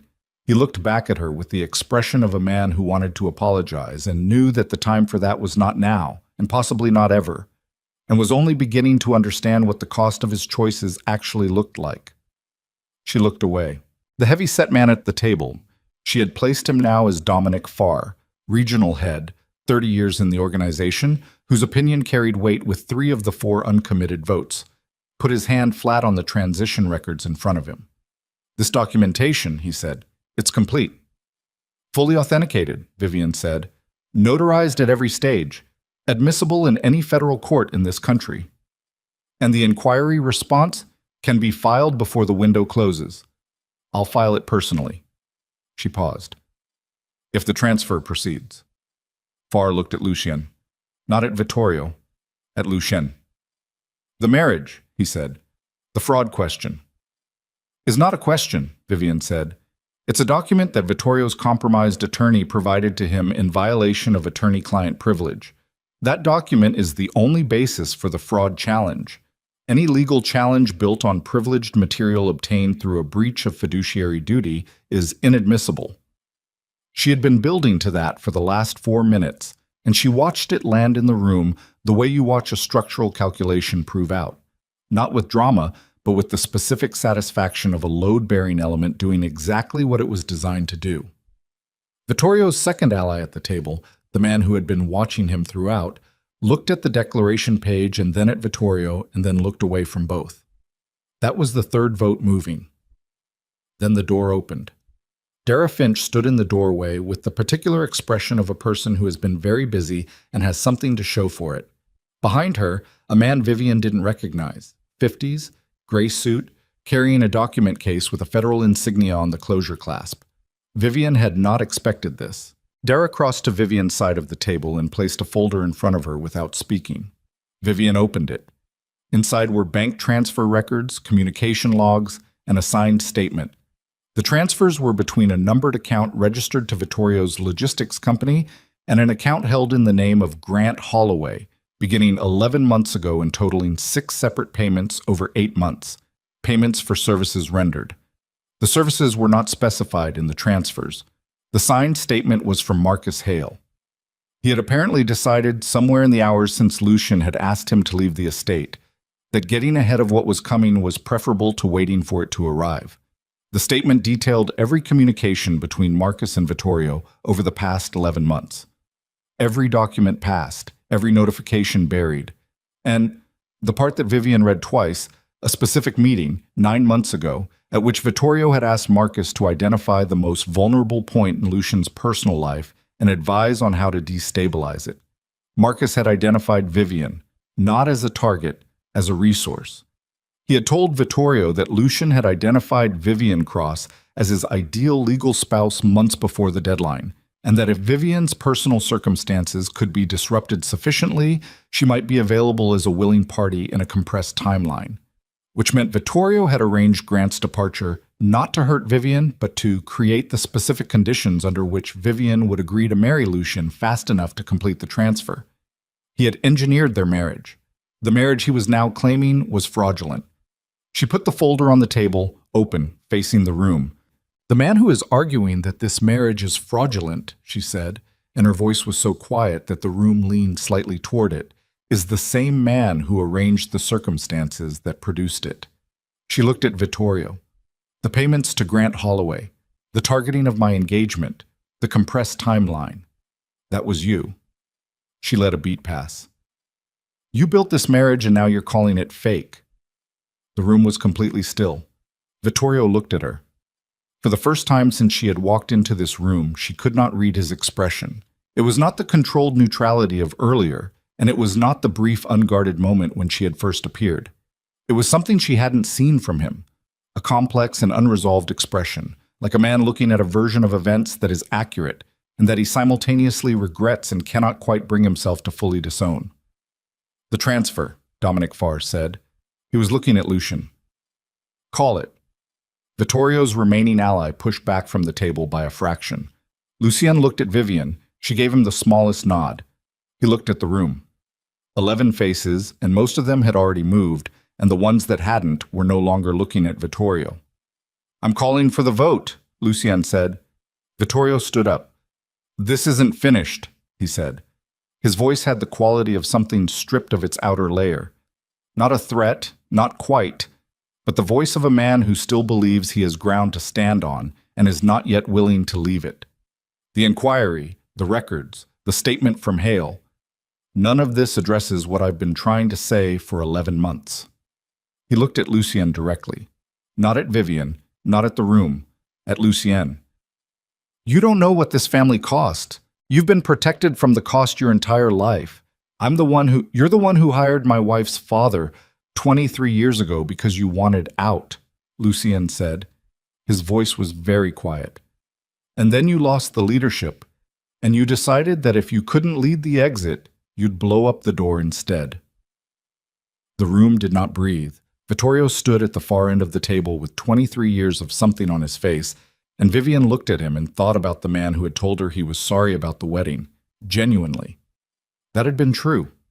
She had believed it then, and she believed it now, and it existed alongside everything else he had done. And the coexistence of those things was what made him something other than simply a villain, which was what made him genuinely dangerous, which was what made this moment genuinely hard. "Vote," said the silver-haired woman. It went 7-4. In the 30 seconds of silence that followed the count, Vivian put her hand on the archival box and thought about her father's handwriting on a letter addressed to the man who had just lost everything he'd spent 11 months building toward. And she thought about the door her father had spent 22 years constructing out of something that had no doors. And she understood, finally and completely, why he had never told her. Because the door was only a door if you chose to walk through it. It didn't mean anything if someone pushed you. Grant Holloway stood up again, in the silence, and this time nobody told him to sit down. He looked at Vivian across the length of the room with the expression of a man who has been watching his choices arrive as consequences for the last 2 hours, and has finally run out of ways to not see them clearly. He said her name. Just her name. "Vivian." She looked at him. "I'm sorry," he said. It came out stripped of everything except the thing it was. She looked at him for a long moment. Then the door opened again, and the man in the gray suit with the federal insignia on his document case stepped fully into the room, and he showed identification to no one in particular but to the room in general, and said that he was here regarding a regulatory inquiry filed by the office of Senator Arthur Voss, and that he understood there was documentation relevant to that inquiry available for immediate submission. Vivian picked up the archival box. She walked to the man in the gray suit. She opened the box on the nearest surface and began organizing the documents for submission with the focused speed of someone who has been doing this for 11 years and understands that the window is 46 hours and 23 minutes, and that everything that comes next depends on what she files in the next 60 minutes. She worked without looking up. The room reorganized itself around her. Voices, movement, the particular sound of a power structure shifting its weight.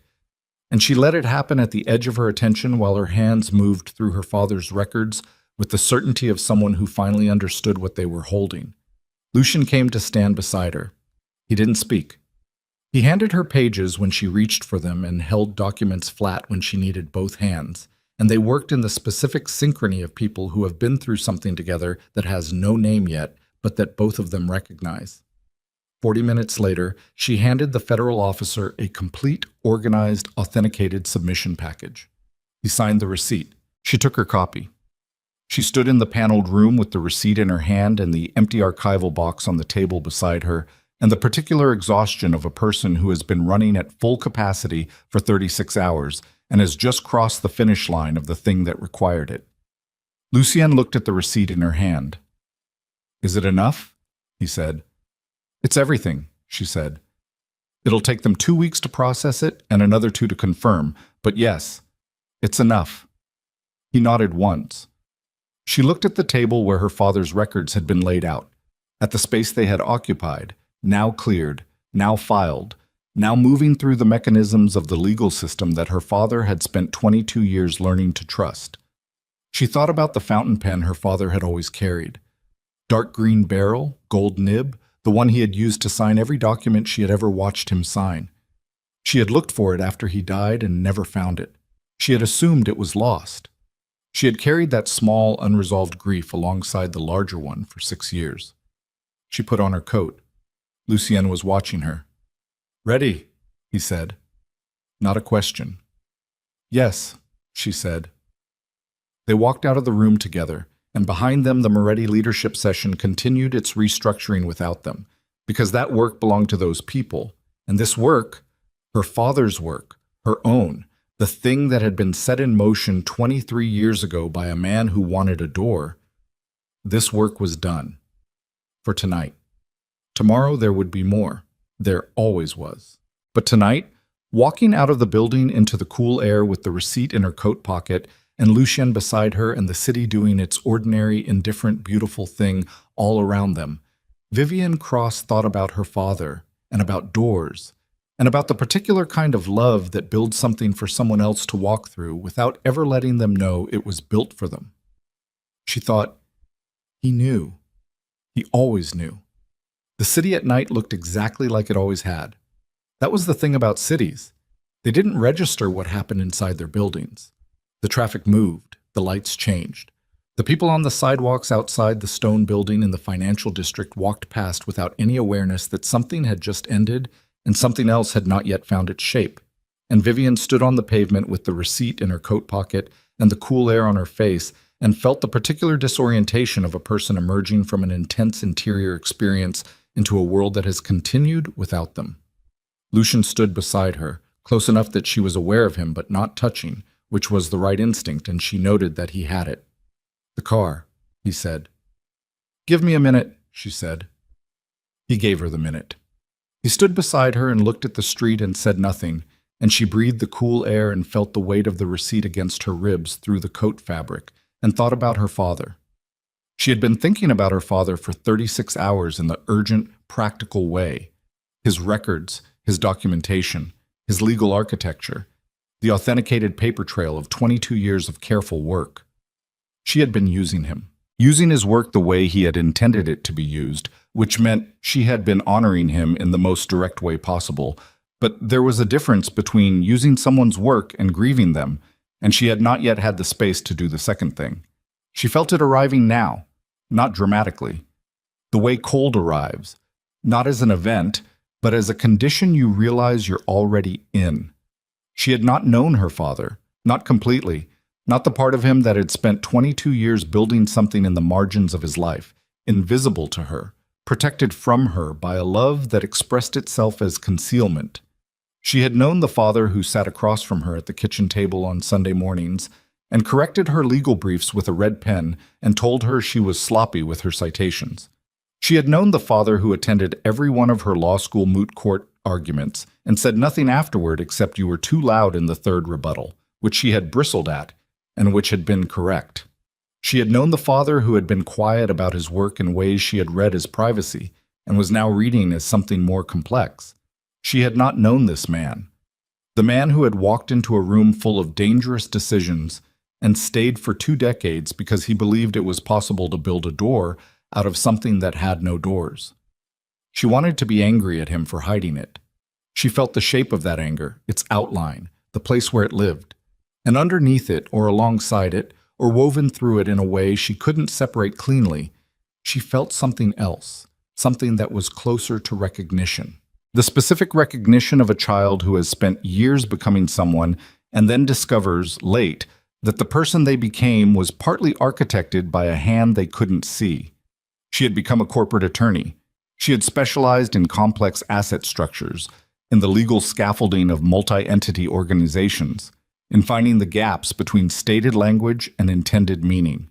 She had always understood this as her own choice, her own aptitude, the natural development of a particular kind of mind. She thought about her father watching her develop those skills from across a kitchen table with a red pen, and she thought, he knew what he was watching. He understood exactly what she was building toward, even if she didn't. Vivian, Lucian said, not urgently, her name as a check-in. I'm here, she said. I know. A pause. We should move. Vittorio isn't going to stay in that room all night. She looked at the building behind them. The lights on the 14th floor were still on. He's not a threat anymore, she said. Not a legal one, Lucian said, but a man who spent 23 years building toward something and lost it in one evening is unpredictable in ways that aren't legal. She considered this. You think he'd move against us directly? I think I don't know what he'd do, which is a different problem than knowing he'd do something. She looked at the street, the ordinary, indifferent city doing its ordinary, indifferent thing. He started this, she said. The whole transition, your family's legitimate future. He wanted it. He commissioned it. He hired the man who built it. She paused. And then he lost the leadership and spent 2 decades watching someone else inherit the thing he'd started. And it made him into something that could arrange a man to leave a woman at the altar as a tactical calculation. She looked at Lucian. That's a specific kind of damage. The kind that comes from wanting something good and losing it and deciding that if you can't have the good version, you'll settle for control. Lucien was quiet. You almost feel sorry for him, he said. Not an accusation, an observation. I almost understand him, she said. That's different. They got in the car. The drive back was quiet in a different way than the drives before it. The urgent quality was gone. What remained was the specific silence of people who have been through something together and are still sorting out what they now know about each other. She fell asleep somewhere in the last 15 minutes, which she would not have predicted, and which her body had apparently decided regardless of her predictions. She woke when the car stopped, disoriented for 1 second before the east wing windows came into focus through the glass. She became aware that Lucien had put his jacket over her at some point. She was holding the lapel of it in her left hand without having known she was doing that. She let go. She folded the jacket and handed it back without comment. He took it without comment. Inside, Cecile met them in the entrance hall with the expression of a woman who had been informed of the broad outlines of the evening and had adjusted the household accordingly. Hot food had been left in the kitchen. The East study had been supplied with fresh coffee, and the desk cleared of everything except a notepad and a new pen. Vivian stood in the entrance hall and looked at the staircase and felt the weight of the last 36 hours in her legs and her shoulders and the place behind her eyes where exhaustion lived when it was serious. I need to sleep, she said. Actually sleep, not lie on top of the covers thinking. I know, Lucian said. We need to talk tomorrow, she said. About what comes next. The regulatory response timeline. The board restructuring. And she stopped. Vittorio. Tomorrow, he agreed. She started toward the stairs. Vivian. She turned. He was holding something. She hadn't seen him pick it up. It must have been on the entrance hall table, left there by someone, Cecile perhaps, or delivered during the evening. A small package, unmarked, the size of a jewelry box but heavier than that. He held it out to her. This was delivered while we were out, he said. The courier said it was from a notation account on Merchant Street, filed for delivery upon account closure. She came back down the 2 steps she had climbed. She took the package. She opened it. Inside, cushioned in a fitted interior she recognized as custom, made for this specific object, made a long time ago, was a fountain pen. Dark green barrel, gold nib, the surface worn in the specific places that came from decades of being held the same way, by the same hand, in the same grip. Her father's pen, the one she had looked for after he died and not found, the one she had assumed was lost. She stood in the entrance hall of the Moretti estate holding it, and the exhaustion she had felt 30 seconds ago was still present, but underneath it something else had arrived, something she didn't have a precise word for, that lived in the chest rather than the mind, that had to do with continuity and with loss, and with the strange, specific comfort of an object that had been held by someone you loved.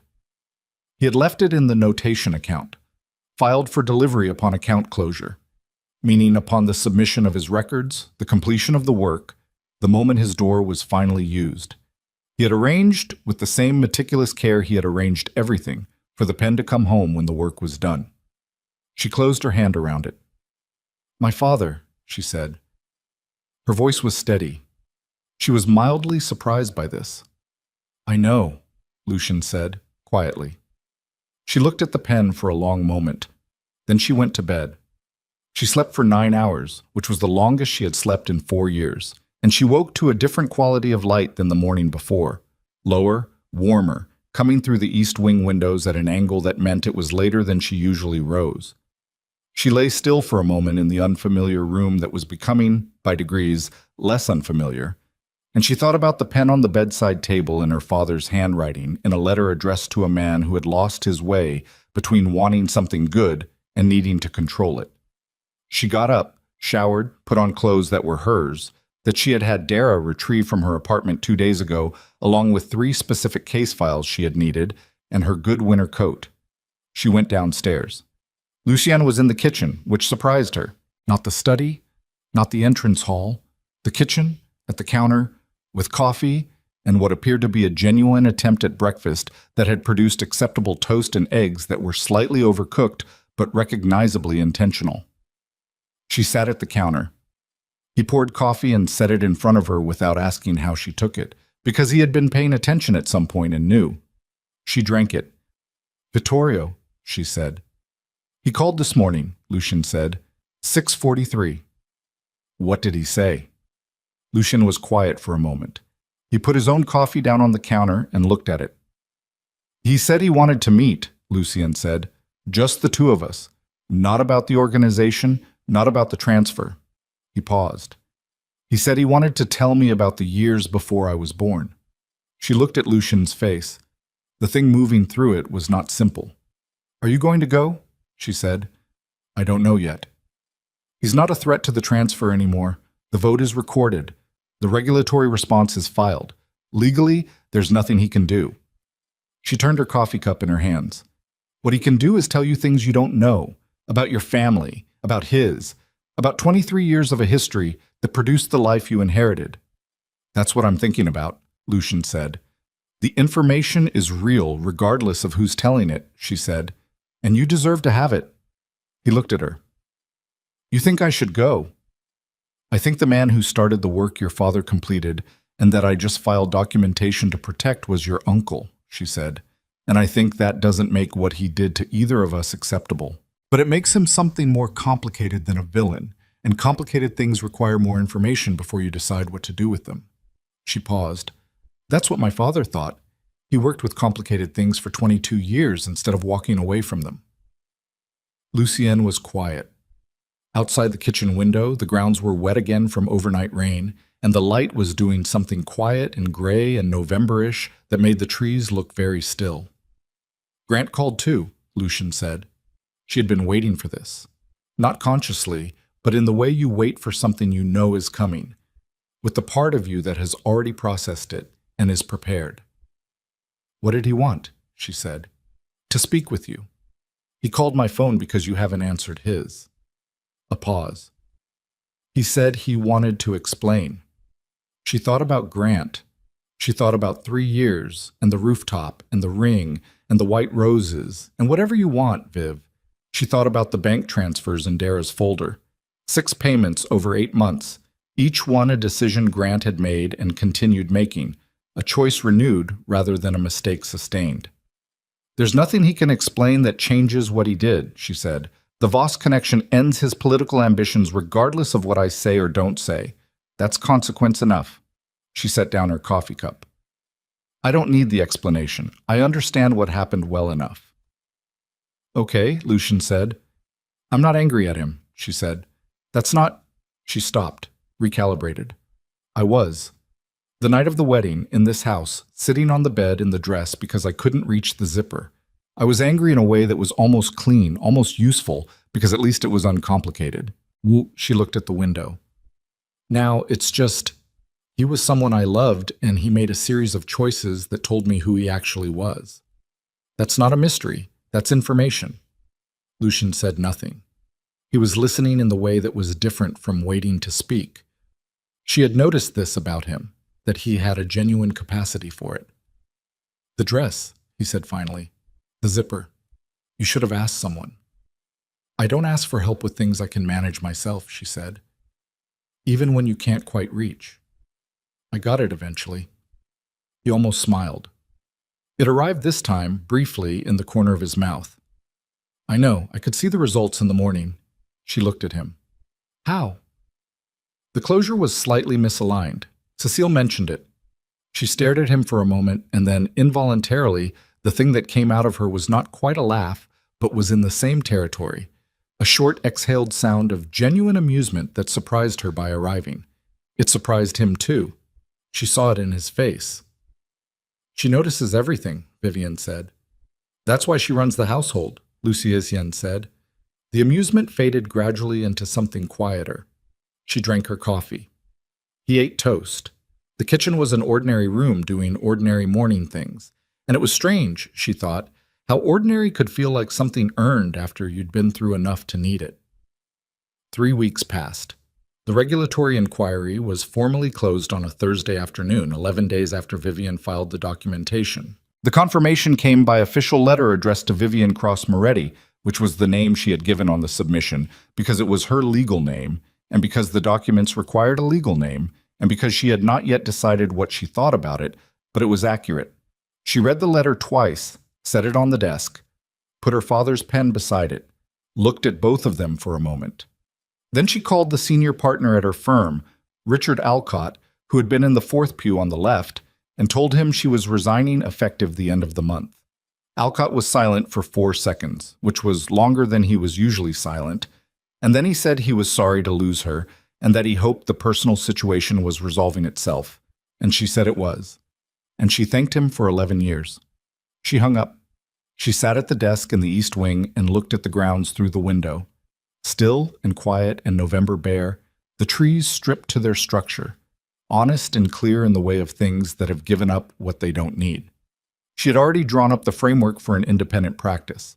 She had been doing it in the margins of everything else for the past 2 weeks, in the specific way she did things she was certain about, quietly, methodically, without announcing them until they were real. The practice would specialize in complex asset restructuring and regulatory compliance for organizations in transition. She had 2 clients already. One of them was the Moretti Consolidated Portfolio, which had a great deal of restructuring work ahead of it. The other was a referral from Dara Finch, who apparently knew everyone. She heard footsteps in the corridor. A knock. "Come in," she said. It was Lucien. He came in and sat in the chair across from the desk. The chair he had started using 3 weeks ago, in the way that chairs acquire specific people when a house is being lived in honestly. He had a folder. "The board restructuring," he said. "How does it look?" "Cleaner than I expected." He opened the folder. "Dominic Farr is taking the chair position. The silver-haired woman, Elena Carver, is heading the compliance committee, which is new. She asked for you to be available as outside counsel. Tell her yes. I already did. He looked up. Vittorio's 4 seats have been absorbed by the restructuring. 2 of those figures resigned, the other 2 are staying in regional roles without board representation. And Vittorio, she said. A pause. I met with him, Lucian said, 4 days ago. She looked at him. He had not told her he was going. She had not asked if he had decided. They had an arrangement, she and Lucien, that was not yet fully named, but that included the specific understanding that certain things were done in their own time and reported when ready rather than announced in advance. How was it? She said. He was quiet for a moment that was longer than usual. He told me about my grandfather, he said, the years before the transition, what the organization was before Vittorio decided he wanted something different for it. He looked at the folder without reading it. He was 29 when he started wanting it. He said it took him 6 years to find an attorney he trusted enough to tell. And when he found your father, he understood in the first meeting that it was possible. A pause. He said my grandfather took the leadership from him 6 months into the work. Not violently, politically, the way power moves in families, through coalitions and old loyalties and the weight of names. He looked up. He said he never stopped wanting the transition. He just lost the ability to direct it. That's true, Vivian said. The documents support it. I know. Lucian set the folder on the desk beside her father's pen. I'm not going to forgive him for what he did to you. I want to be clear about that. You don't need to, she said. That's between him and me. Is it resolved, he said, between him and you?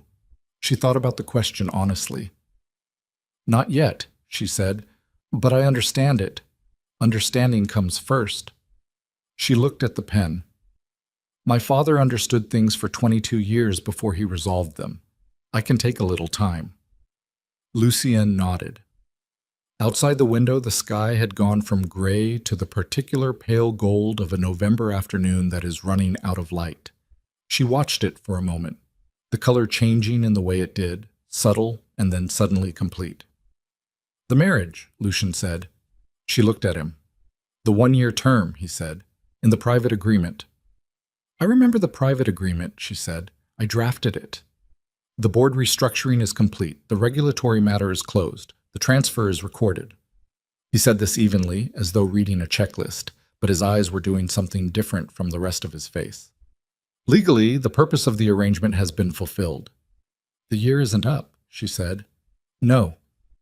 Then we're still in the term. Yes. She looked at him steadily.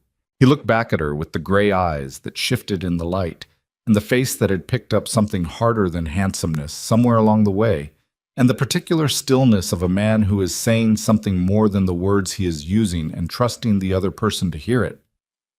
I'm starting an independent practice, she said. I'll need office space separate from the estate. I found a building on Calloway Street. I know, he said. You told me. I'll be commuting. I know. That's a practical statement about logistics, she said, not a statement about anything else. I know that too, he said. She picked up her father's pen, turned it in her hands, the worn barrel, the specific places that came from a specific grip, the gold nib that had signed 22 years of documents in rooms she would never see. She thought about what Vittorio had said in the quiet room on the 14th floor. I am sorry about the wedding, genuinely. And she thought about what was also true, that the wedding had produced this, not as compensation, not as a trade she would have chosen, but as a fact. The worst day of her life had opened a door she hadn't known existed, into a history she hadn't known she carried, beside a person she hadn't known she would come to trust. Her father had said, in his declaration, that a choice made without knowledge was the only choice that could be trusted to be genuinely hers. She was making one now. Lucien, she said. Yes. When the year is up, she said, I'd like to renegotiate the terms. He was still. What terms? He said carefully. The exit provisions, she said. Specifically, I'd like to remove them. The afternoon light through the window had gone fully gold now, the last of it, the kind that doesn't last but is very clear while it does. It came across the desk, and caught the nib of the pen in her hand and made it bright for a moment. Lucien looked at her for a long time. "Okay," he said. His voice was the quietest she had ever heard it. "We'd need a new agreement," she said. "Different terms, more comprehensive." "I'll have it drafted," he said. "I'll draft it myself," she said. "I know what I want it to say." He almost smiled. All the way this time. It arrived completely briefly, in a way that changed his face into something she had not seen before. Not the hard-won stillness, not the controlled precision, but something underneath those things that had apparently been waiting for the right moment to surface. She put the pen down on the desk. Outside, the gold light faded to the gray-blue of early evening, and the grounds went still, and the house settled around them with the specific sound of an old building in cold weather. The sound of something built to last, doing exactly that. 4 months later, on a morning in March when the first thin light of spring was doing tentative things through the east wing windows, Vivian Cross sat at her desk on Calloway Street. The building she had leased, the office she had furnished in the spare and functional way of someone who understood that good work didn't require impressive surroundings, and signed the last document in the Moretti regulatory compliance file. She capped her father's pen. She looked at it for a moment in the March light. She thought about a cathedral and white roses and the sound of her heels on marble and 312 people watching her walk away. She thought about a cream-colored card with a name in raised letters and a pre-drafted contract produced from a jacket pocket and a man who had said there's a difference between preparing for an outcome and engineering one. She thought about a letter in her father's handwriting and an archival box and a signed receipt and a pen delivered when the work was done.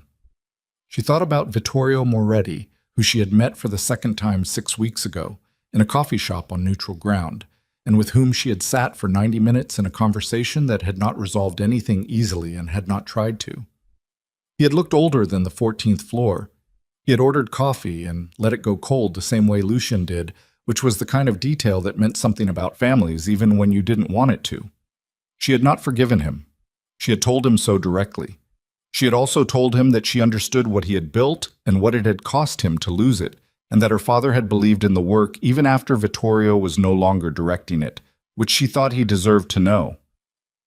He had been quiet for a long time after she said that. He had looked out the window at the street. Then he had said, "Your father was the best person I ever worked with, and I repaid that by using his daughter as a variable. There is no version of that I can justify." She had said, "No, there isn't." And they had finished their coffee and gone their separate ways, and it was not resolution, but it was true, and true things had a way of becoming the foundation of what came next if you let them. She put the pen in her coat pocket. She picked up her phone and sent a message. Filed, done, home for dinner. The reply came in 40 seconds. "I'll tell Cecile." She put the phone in her pocket alongside the pen. She stood up, put on her coat, turned off the desk lamp. The office went quiet around her. The particular quiet of a space that has been worked in and is now resting, the specific piece of a day's work that is genuinely complete. She locked the door. She walked out into the March morning, and the city was doing its ordinary, indifferent, beautiful thing all around her, and she walked through it with her father's pen in her pocket and the receipt of a completed file in her bag and the particular lightness of a person who has finished something that mattered and is walking toward something that matters more. The worst day of her life had been a Tuesday in October, standing at the entrance of a nave in a $4,000 gown with white roses going heavy in her hands, and 312 people watching her understand that the life she had been building was not the life she was going to have. She had been right about that. It was not the life she was going to have. It was the last morning of the version of herself that had been waiting for the right moment, the right person, the right circumstances, without knowing that was what she was doing. What came after was not easier. It was not clean. It was built from complicated materials by imperfect hands in the specific messy way of things that are real, and it bore the marks of everything it had cost, and she would not have exchanged it for the white roses and the easier story that would have been hers if Grant Holloway had stood at the end of that aisle and waited for her. She turned onto the main street. The morning light was doing something clear and particular, the way March light did when it finally meant it. Not the pale, tentative version, but the real thing, angled and direct, the kind that hit you like something physical and made you aware of your own face. She walked into it. She didn't look back.